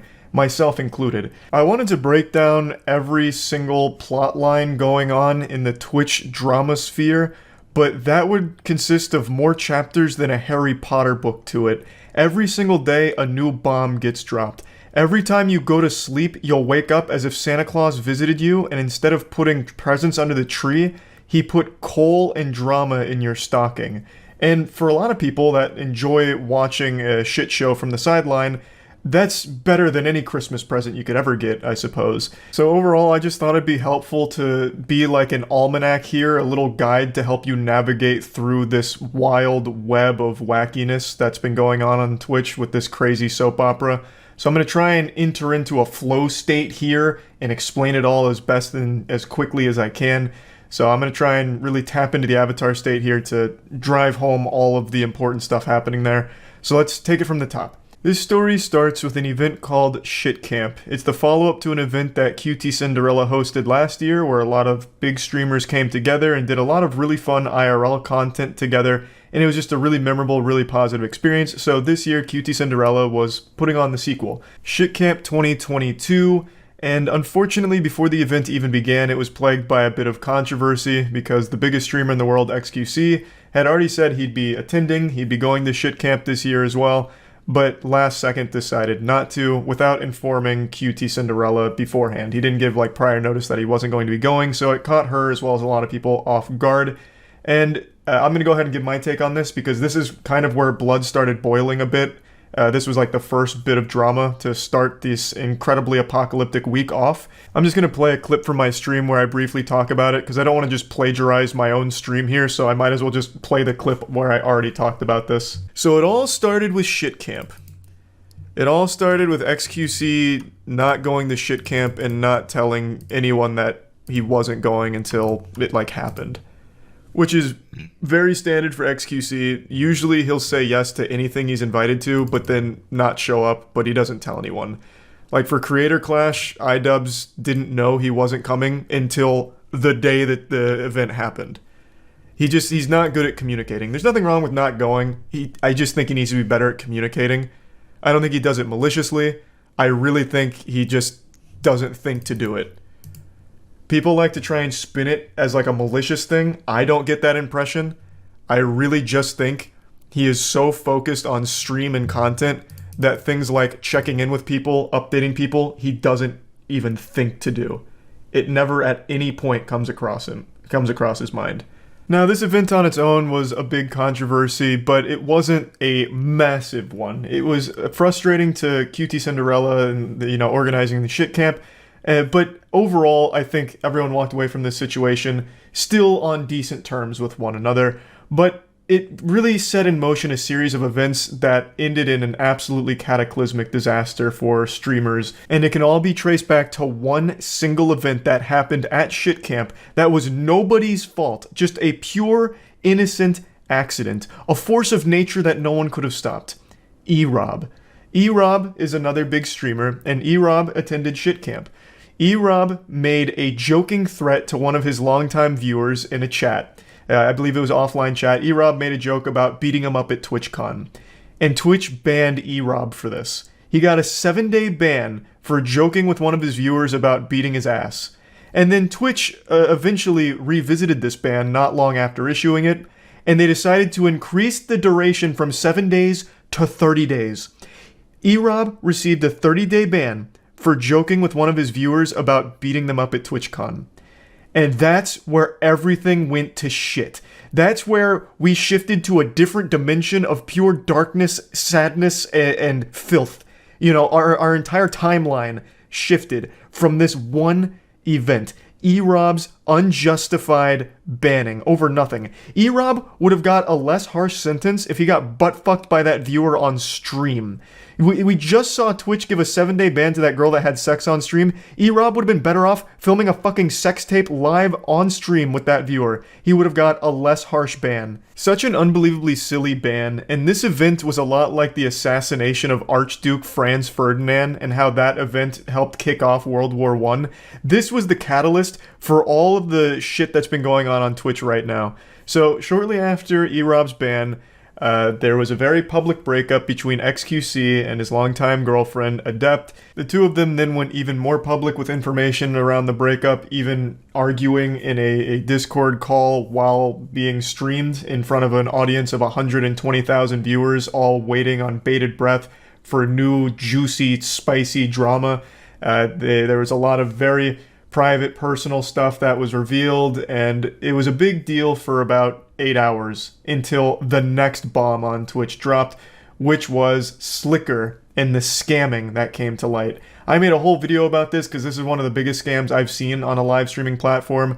I'll break it down to like the bare bullet points here. Slicker, very popular streamer for a time, was using his viewers as piggy banks. He would message a lot of his viewers and his mods with sob stories about like his bank being closed and how much he needs the money, and he was able to gather a lot of money from fans as well as friends. He reached out to pretty much all of his streamer friends and begged them for money and got money from them too, promising to pay them back, but only paying back very few of them. He spent it all gambling.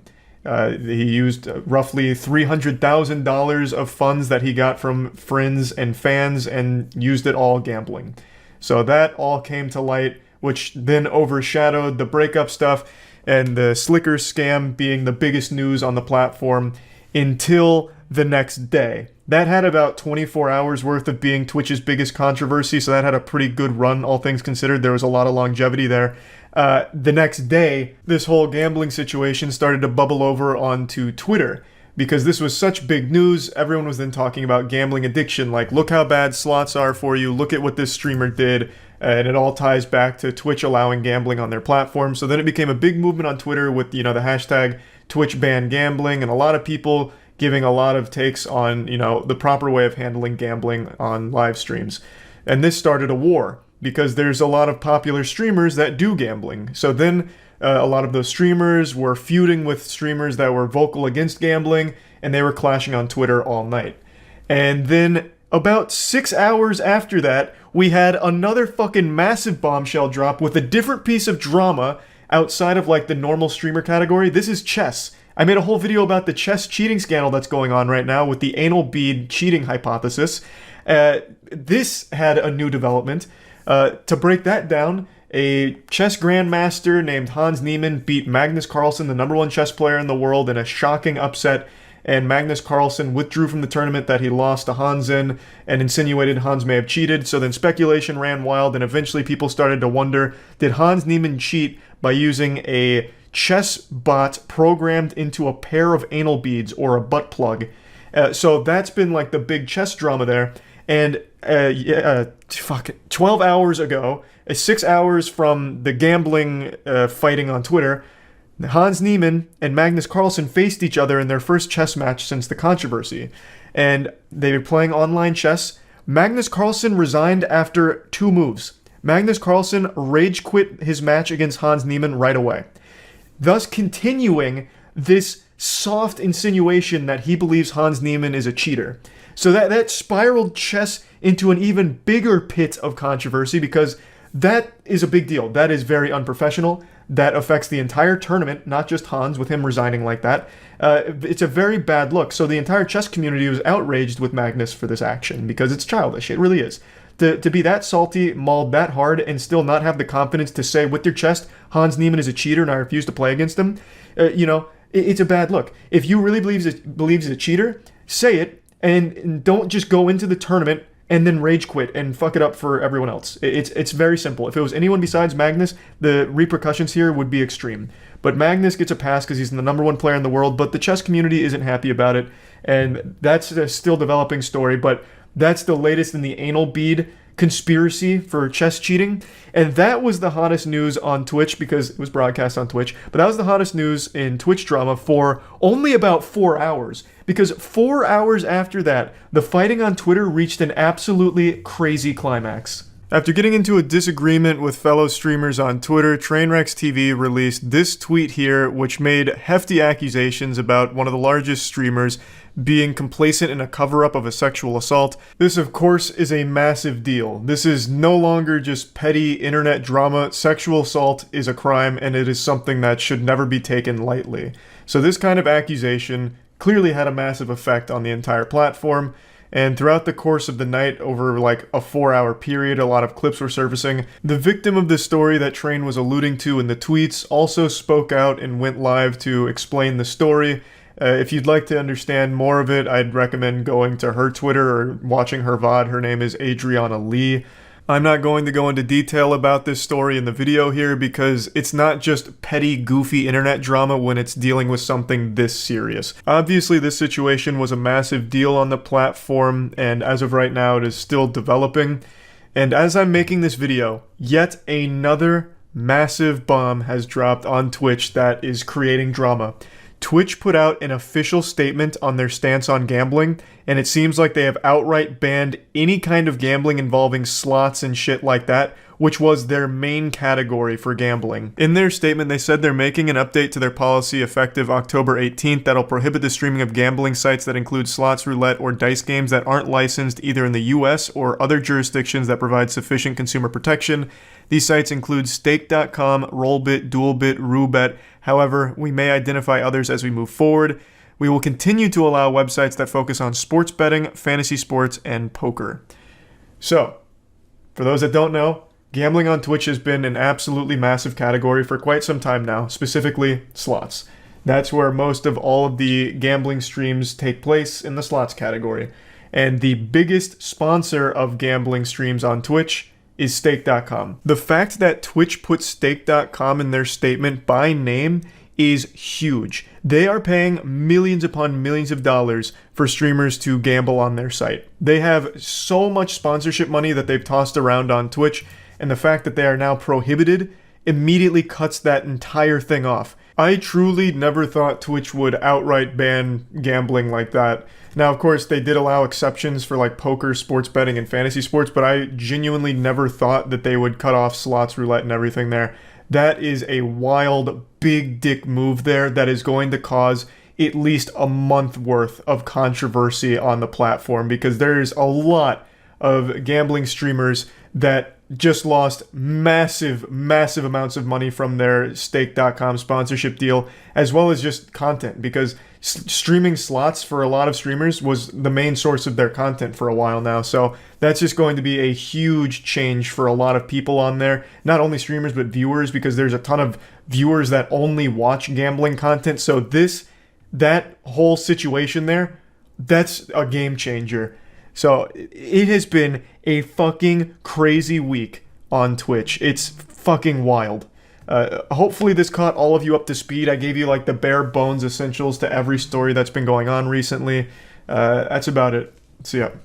There is another content creator focused charity scandal bubbling over like a pot of pasta right now. It's only been a matter of weeks since the last one with the Completionist and the Open Hand Foundation, with all of the shenanigans that have been going on there for the last decade that got brought to light thanks to Carl Jobst and Mudahar spearheading all of that. And we didn't even get a refractory period. We were thrust into Season 2 immediately with yet another huge charity scandal situation in the space. And it's an organization that I'm sure all of you are at least familiar with by name. Soft Giving. Buckle your seatbelt, because this is about to be a wild ride. Soft Giving, for a couple of years now, had been the go-to for charity fundraising streams that a lot of Twitch streamers have used. We're talking the Goliaths in the space, XQC, Hassan, OTK, the list goes on and on with people that have used Soft Giving to raise money from their community for a good cause. And there was a lot of really great events that were run that used Soft Giving, raised a lot of money for some amazing organizations, and it all seemed like blue skies, smooth sailing, sunshine, and rainbows. And then about a year ago, I recalled there was a bit of shit flinging in the direction of Soft Giving, and I can't quite remember what it was about, because it never really blew up, but there were quite a few creators that came forward saying that they're done working with Soft Giving, and I thought I remembered them shutting down. But that must have been like a Mandela effect thing, kind of like Berenstein versus Berenstain Bears, although that one is not a Mandela effect. That is a legitimate fact that there must have been some kind of multiversal collapse that shifted our timeline, because I know for damn sure it used to be Berenstein, not Stain. So something went truly awry in the space-time continuum. We're getting down a rabbit hole already. Don't wind me up on that topic. But anyway, I thought I remembered Soft Giving shutting down. Wasn't the case. It rebranded to something called Brandfluence and is still very much alive. But anyway, there was some controversy that happened with Soft Giving a year or so ago, and it died out very quickly. It just petered out like a little wet fart. But a brand new bombshell report came out from Jacob Wolf that blew the lid wide open on Soft Giving. And through the investigation, found that roughly 42% of all the money that was raised from 2020 to 2021 actually went to Soft Giving instead of the charity that it was meant for, and they never prominently disclosed that to donors. That is an outrageous amount to be scraping off the top here without letting anyone know that that's the case. They're basically treating it like investments in Soft Giving at that point, as opposed to actual charitable services here. It's fucking foul. Now, since it wasn't prominently displayed to donors, streamers also didn't know that either, at least from all the streamers that have been outspoken about it. It seemed like they were also kept in the dark on that amount of money going to Soft Giving as opposed to the money they thought they were raising for the cause that they were supporting. That is absurd. 42% is not the industry standard, as shocking as that information might be to hear. There's no reason Soft Giving should be taking that much money, but they're basically just for profit. They're not actually there for the charity, they're there for the big fucking paycheck in their pocket, it seems. Allegedly. So let's strip this down to its birthday suit and weasel our way into its bare butt cheeks. What is Soft Giving? Soft Giving is fundamentally just a middleman in this equation. So let's say I wanted to do a fundraising stream right now for an organization that will help me get taller. It's a cutting-edge group that's looking for the most effective means in bioengineering and medicine to increase my height from 5'6" to 6 feet. So instead of having my community donate directly to that foundation, fucking pipsqueakpowerup.org or whatever, I would partner with Soft Giving to have my community donate through the Soft Giving campaign, and Soft Giving would take that money that they donated and transfer it to that organization. They would take it and basically just be this conduit for the money to flow through to the organization that the stream is supposed to support. There's nothing in there that would justify taking 42 fucking % for that effort of taking the money here and putting it over there. You know, we're not taking Bikini Bottom and moving it over there. We are doing the simplest process ever. 42% is an outrage. It's ridiculous. It's absolutely ridiculous. And Soft Giving says that it gives you all the tools necessary to make the campaign as successful as it can be, but that's a bunch of hooey. There is nothing there that justifies that amount going to the administration costs or whatever fees that they're trying to say they incurred from doing that process. It's just ridiculous. To really highlight the anomaly of Soft Giving here, Jacob Wolf's report talks about its competitors like Tiltify and Donor Drive, which I think are two names a lot of you have also heard of. They're very popular as well. And I'm just going to read this to you.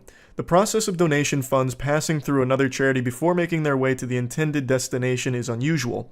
In the scenario where a third party manages the funds without the charity's oversight, there's far more likelihood of misuse and profiteering, said Zach Weigall, the CEO of Charity Gamers Outreach. On those services, charities sign up and pay a monthly or annual service fee to allow influencers to set up their campaigns. As part of that process, those charities authorize Tiltify and Donor Drive to assess a pre-agreed upon administration fee after a donation has been received. The money is never held by a third party. Tiltify and Donor Drive simply connect to the charity's Stripe, PayPal, Amazon Pay, or other payment accounts and deduct the administration fee. On top of its service fees, Tiltify, for example, charges anywhere from a 3.5 to 5% fee, according to its CEO, Michael Wasserman, making the sum of fees that cut into the total donation approximately 10% for most charities. So you are looking at an astronomical difference in terms of the percentage cut that Soft Giving takes as opposed to Tiltify. It's night and day. No matter how you spin it, this is a smell that smells smelly. Like shit from Soft Giving. A bunch of bullshit here, and we've only scratched the surface of Jacob Wolf's report. I highly recommend you check it out if you're curious about how deep this goes. Apparently, when he was trying to get some interviews and statements from Soft Giving, he instead faced a lawsuit that was issued to him.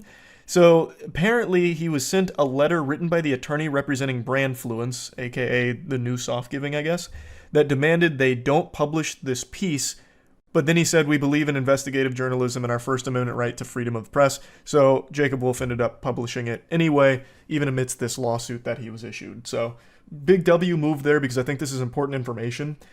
It is always extraordinarily scummy for anyone to take advantage of others' kindness. Charity fraud and charity scams, alleged charity fraud and charity scams here, are the lowest of the low that you can possibly sink. It is so exploitative and so just disgusting. Now let's take another peek behind the curtain here, because Jacob Wolf just made another report here 4 days ago with the new IRS tax records. And according to this, during 2022, Soft Giving raised more than $3.56 million in donations, according to the tax records filed by the Giving A Foundation, the pass-through nonprofit that Soft Giving partners with. Around 1.92 million of that ultimately went to the intended charities. Nearly 1.65 million, roughly 46% of that money went to Soft Giving in fundraising expenses, the tax records show. Soft Giving, more like not giving, 46%? That is downright dirty barnacles. Allegedly. Or even, is it even allegedly if it's public tax filings? But allegedly, I'll just say it to be safe anyway, they seem to have their finger on the trigger of lawsuits. They seem to like to toss those puppies out willy-nilly. So might as well play it safe. Alleged. That's not okay. That's not good at all. Now, another thing that came out in Jacob Wolf's report is that Soft Giving would also pay streamers to do charity streams. That information isn't new, and it's not exclusive to Soft Giving. I saw a lot of people did talk about that, and it created a bunch of buzz, but that's actually a conversation that's been had even a few years back. There are sometimes events that are run that will pay a streamer to be the face of it and raise money for it, and that's always going to leave a sour taste in people's mouths, understandably so, because if you're a streamer or a content creator that's raising money for a charitable cause, the impression is that you're doing it from a genuine place of care and wanting to help, as opposed to it being some kind of paid brand partnership. because it doesn't seem that sincere anymore if you're getting paid to do it. In that case, why are you paying the content creator? You can just take that money that you're going to pay them and put it into the charity itself, you know what I mean? And if the content creator really does care, they run the charity stream with you, is how I would personally view it. I feel like doing paid charity streams is just never going to be a good look. But again, that's not something that's exclusive to Soft Giving or this report. That is something that's been in the industry occasionally for a long time now, unfortunately. That's also a debate that's been had a lot over the last few years since that information became more public knowledge with paid charity streams. I think one of the main arguments in support of that practice was people saying that without a content creator spearheading it and like taking charge of it, it wouldn't have as many eyes, thus wouldn't raise as much money for the charity. And I get that perspective, like that makes sense, but it's still just not really a good look to get paid to do a charity stream, because that money that you're getting paid could very easily just go to the charity as well. I just feel like when it comes to raising money for a good cause, it should come from a good place as opposed to like a transactional thing. But that's just my personal view on it. I don't think paid charity streams are a great thing. But anyway, back to Soft Giving and how much they take out of the cookie jar here. So, with all of this coming out from Jacob Wolf's report, a lot of streamers have been questioned by the communities wondering, well, how much did you know and how do you feel about this? And from everyone that's talked about it loosely so far, it seems that the common sentiment is they had no idea that Soft Giving operated this way. It seems like streamers were just as surprised to learn this as everybody else, because it wasn't something that was common knowledge that Soft Giving was taking this much behind the scenes. I think even the streamers that may have been paid to do campaigns probably also didn't know either, because I don't think Soft Giving would disclose that internally either, because they have to know how shitty of a thing that is, which is why they try and keep it this secret. Alleged secret. So that's kind of what I think. Asmongold on stream said that they're engaged in a lawsuit with Soft Giving over all of this, with this whole massive controversy and charity scandal. So I guess we'll have to wait to hear more information about how that goes and what the lawsuit will entail. But regardless, this is a situation where everybody loses, especially the donators who gave their hard-earned money to a cause they thought was great, and definitely is a good cause for most of these fundraisers, but were absolutely fucking scammed, alleged, scammed by Soft Giving by not properly disclosing how much money they were taking. It's a tragic thing to exploit people's kindness in that way, especially when it comes financially. You're not only just taking advantage of people's willingness to help others, you're taking their money on top of it too in this pursuit of trying to help others. It is as low as you can fucking get. So I wanted to just put this on everyone's radar here. I highly encourage you to read Jacob Wolf's report on this for a far more detailed breakdown of everything. I gave you like the bare bones cliff notes of all of it. It is some scummy shit. So just wanted to talk about this a little bit. I am very curious to see what other streamers will come out to talk about their experience with Soft Giving, if they choose to, or if this is going to be something that's mainly going to be fought with lawsuits behind the scenes, which is also entirely possible. But we'll just have to wait and see. But anyway, that's about it. See ya. Let's check out this Planet Earth 2 thing. Oh, it's Kira TV again. We watched his video on Dreamworld. How many fucking scam MMOs are there? Man, it's in full fucking swing. It's like giant crypto scams in games now, it seems. This puts Dreamworld to shame? No fucking chance. Unless this game is literally the creator goatseeing himself, I don't understand how it could be a bigger scam than Dreamworld. Now, if you alleged told me scam. That there was now, Earth2.io is what we're talking about right now. Cool and name. This is like, I like I'm the not Earth sure sequel exactly. thing. We envisage a virtual digital world on a one-to-one scale with Earth. I love it already. I'm in. We're Where can I invest? same location as Earth and is geographically linked to the world we live in. Fuck it. I'm in. Sign me So up. basically, if you don't know what they're saying here, this is what it is. Literally, it's just Google Maps, but you zoom in and they've gridded the whole world off. Like every inch of the world has been turned into a grid. Somebody can just go on and buy a picture of your house. This is basically like if I went into your garden and took pictures of everything on your garden and then logged online and sold those pictures and told people they own that So it's it's actually NFTs. So it's mental. It's an But when NFT you start scam. reading about like this is such a rabbit hole. That is quite guys, literally it's gonna take NFTs. So many videos. Like, have you heard this before, guys? What is all of this up here? Is this how, like, what is this $58.31 and it's up 58,000%? So I'm guessing this really is just like a giant NFT scam. That's what this is looking like to me. The selling of grid tiles? Holy fuck. Yeah, that's what I want to do. I want to own 5 plants somewhere in Iowa. But also creating an amazing opportunity for yourself to make profit. Oh, let's go! Get rich quick, guys. Don't miss out now. Get in early. Easy money. It's free. Right here. I'm going to buy Elon Musk's house. If you're still... The Earth 2 terrain engine is able to render the entire Earth with extreme detail and vegetation details not seen before in any I believe it. Where this, all with high performance... Can I see it in action? Is that possible? Hardware. And it the amount of power that would be required so for that, we haven't just taken not even the like fucking Tesseract from the Avengers would be able to power that. To point B. But for some reason, people have seen this and gone, fuck yeah, bro, where do I sign up? Where do I give you my money? Let me pause for a second. I want to see the website. How many people have bought into this? I've said this 100 times by now. This is the perfect day and age for scammers. It has never been so easy to scam people. It fucking takes a single tweet from like a 5-follower Twitter account and you'll have people buying into it. It is so easy to fucking scam people. Selling literal rocks out of a dumpster and calling them energy rocks and shit. It is an incredible time for scammers. I just want to see how many people have bought into this before continuing. Here's the leaderboards. Oh god, no. The number one guy, I don't know what this translates to USD. The number one guy here has $575,646 in it. Let's see, what is the exchange rate from a normal USD to an EUSD? Where is the exchange rate on here? About 1.2 million people have bought into it at the moment. Here, this seems fine. I'm just trying not to like show these people's information. Where do you see that 1.2 million people use this? Let me see their Twitter. This is a big project. I'm gonna scroll down. I'm gonna see my Council of Cock photo with the 2 Moby Huges and get banned like Mizkif. It is crazy. It is so fucking easy for people to get scammed. Well, no, so easy for scammers to scam people.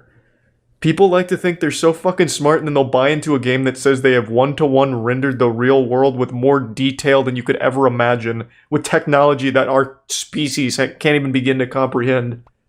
Fucking crazy. I just want to see the exchange from E-dollars to normal dollars. What am I looking at? These Beyblades, or is this like a flag? Oh, they're all flags. One dumb asshole over here owns a single piece of this highway. Who bought this? Oh, hold on, you can't even see it. Who bought this thing? Yeah, I want that one lane on that highway in the middle of fucking nowhere. Whoever this is should not be allowed to use money again. I just want to see the going rate. And then I'll go back to the video.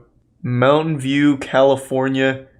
Price per tile, $58. Available resources, fresh water, sand, limestone, iron ore, wood, coal, oil, and gold. What the fuck is this? Oh, I can actually see who owns it. Why? Fucking why? Chat keeps saying 1-to-1, but I don't believe that. I think they're getting confused because on the website, the scale is 1-to-1. So, like, they're claiming that they have 1-to-1 scaled the entire Earth in a game that doesn't have any loading screens, pop-ins, incredible detail, of vegetation, plants, and life. Like, I think they're getting confused with all the dog shit. This one, I believe, EUSD is about 33 cents. That sounds a little more reasonable. That's euros. Oh god, yeah, that sounds like Twitch chat. It's their own currency. So it's not fucking euros, Christ. Either way, dude's got fucking over 500,000 EUSDs invested into this game for no fucking reason. And it's not even, I don't know why I'm calling it a game. It is literally Google Earth, but they put a grid on it and are selling individual squares. Who'd have guessed the man behind Earth 2 wouldn't be able to substantiate his 20-year professional history? His oldest online presence is of his LinkedIn profile, which has been online for only a few months. Kind of sketchy, right? No, that sounds reasonable. The people who are getting scammed will never watch nor believe this video if they do find it. People to at least check in on. Everyone's too smart to be scammed until they give their credit card info to a guy on the phone. Says their computer has a virus. And I've never heard of that select, but I can check it out. Is this... Sorry to pause again. So, Trayer made an account and says it's 1-to-1. So if you want to buy an EUSD, it is 1 USD. And then I saw other people in chat saying the same thing. Holy fuck, that's even more pathetic then. Oh my god. That's fucking wild. Imagine being the dumb asshole who put nearly 600 grand into a non-existent dog shit concept. Oh my god, I can't believe it. With old people who get telemarketer scammed, it's like, oh my god, you know, it almost makes sense. Like, they're kind of old, they don't know what the telephone is. But that guy, no doubt, he has like a high-paying job, big salary position. He's like, you know what, I've got the next big thing.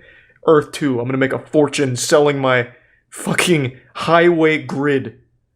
Oh. Easy money virtual real estate. Use my code down below. Like... This shit is disgusting, frankly. My god, he has so many Earth 2 videos. What the fuck? Everything is an Earth 2 video. Holy shit. What do his comments say? These things are always so deep. I get so invested in this. Who is this? Matt Lorian. Most people are actually calling it out. They're just dropping like Xbox Live Arcade codes in the comment. So I don't really know what that's all about. Do not put money into this. It's a scam. I've emailed them many times over 3 months and still haven't sent my withdrawal. Yeah, most people can immediately recognize this as a scam, I would think. Going to, and which oftentimes will stop working to actually... I think you actually... Full legal name, address, account name, email, exact bank account number, phone number. Oh my god. How? How can there be a single person that has a bank account, first of all, that would be comfortable giving all of this to anything? I wouldn't give this to, like, my own fucking mom if she asked out of nowhere. How? Seeing this right away should tip you off, like, I should never fucking associate with this. Like, not only could they take all of your shit, or withhold all of your shit, they could take shit from you too. It could literally be identity theft. You are paving the way for it. I'm surprised they don't also ask for, like, security questions, like, what was your first dog, your mom's maiden name, and stuff like that. Just in case. Do they also need a blood sample? Yeah, if you scroll down, I bet. We also need to do a urinalysis. The initial purchases are very, very cheap, but obviously they set the prices of the land.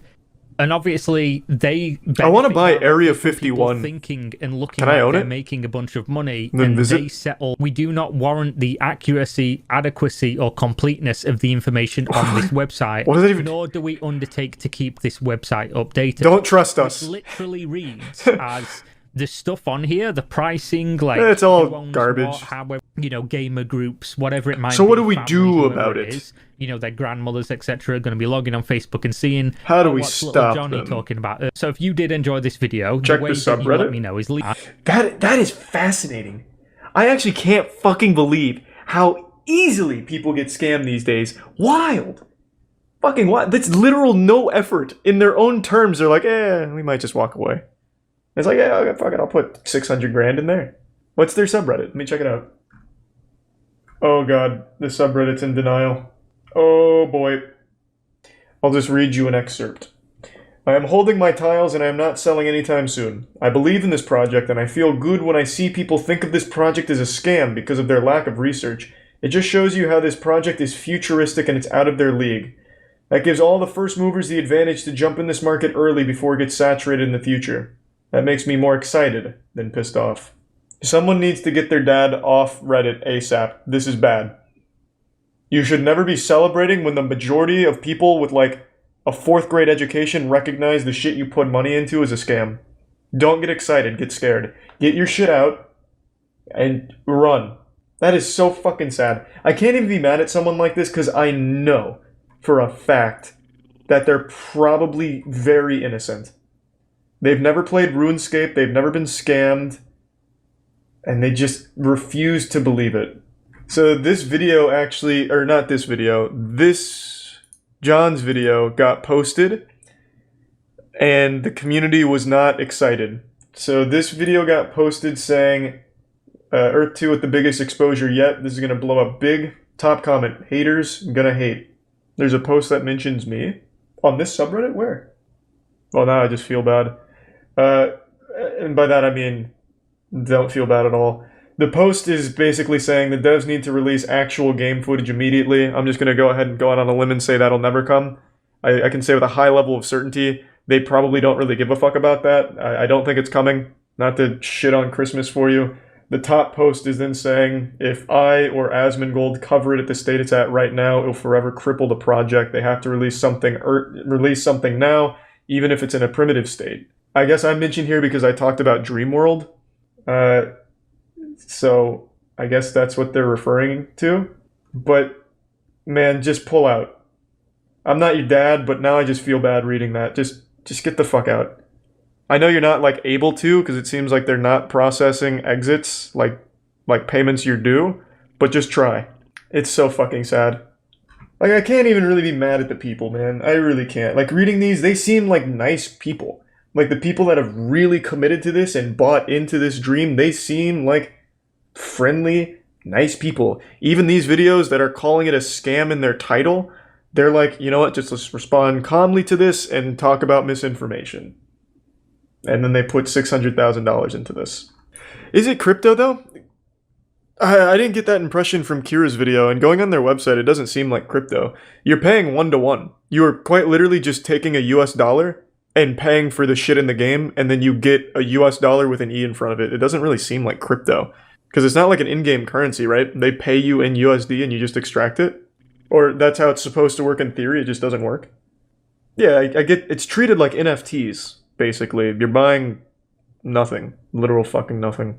So is there any new information that we haven't covered? Because otherwise I think that's about it. It's definitely worse than I would have expected, to be honest. I think that one's a far more evil scandal than Dreamworld.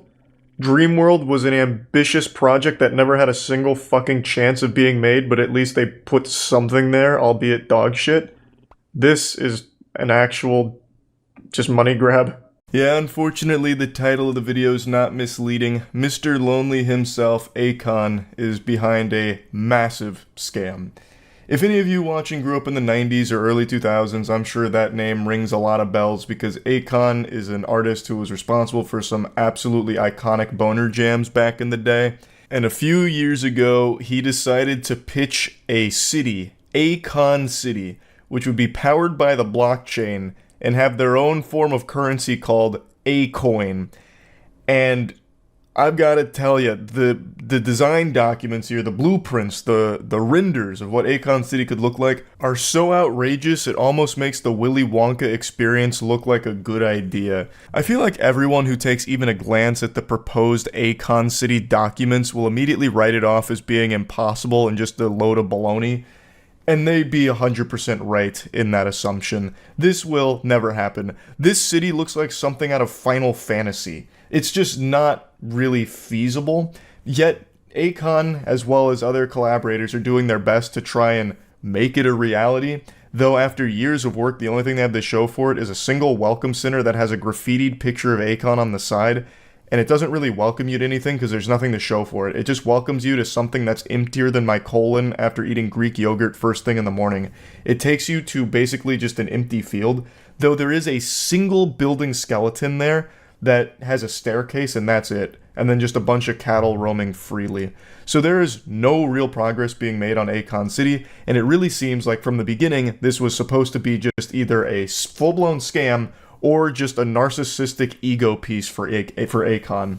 Because it makes no sense why Akon would introduce a cryptocurrency to Akon City when a lot of African regions already use cryptocurrency in their day-to-day lives. If he was really trying to make this a real thing that wasn't just trying to take advantage and exploit people, it would have made more sense for him to just use the already established Bitcoin or Ethereum, which is prevalent throughout Africa.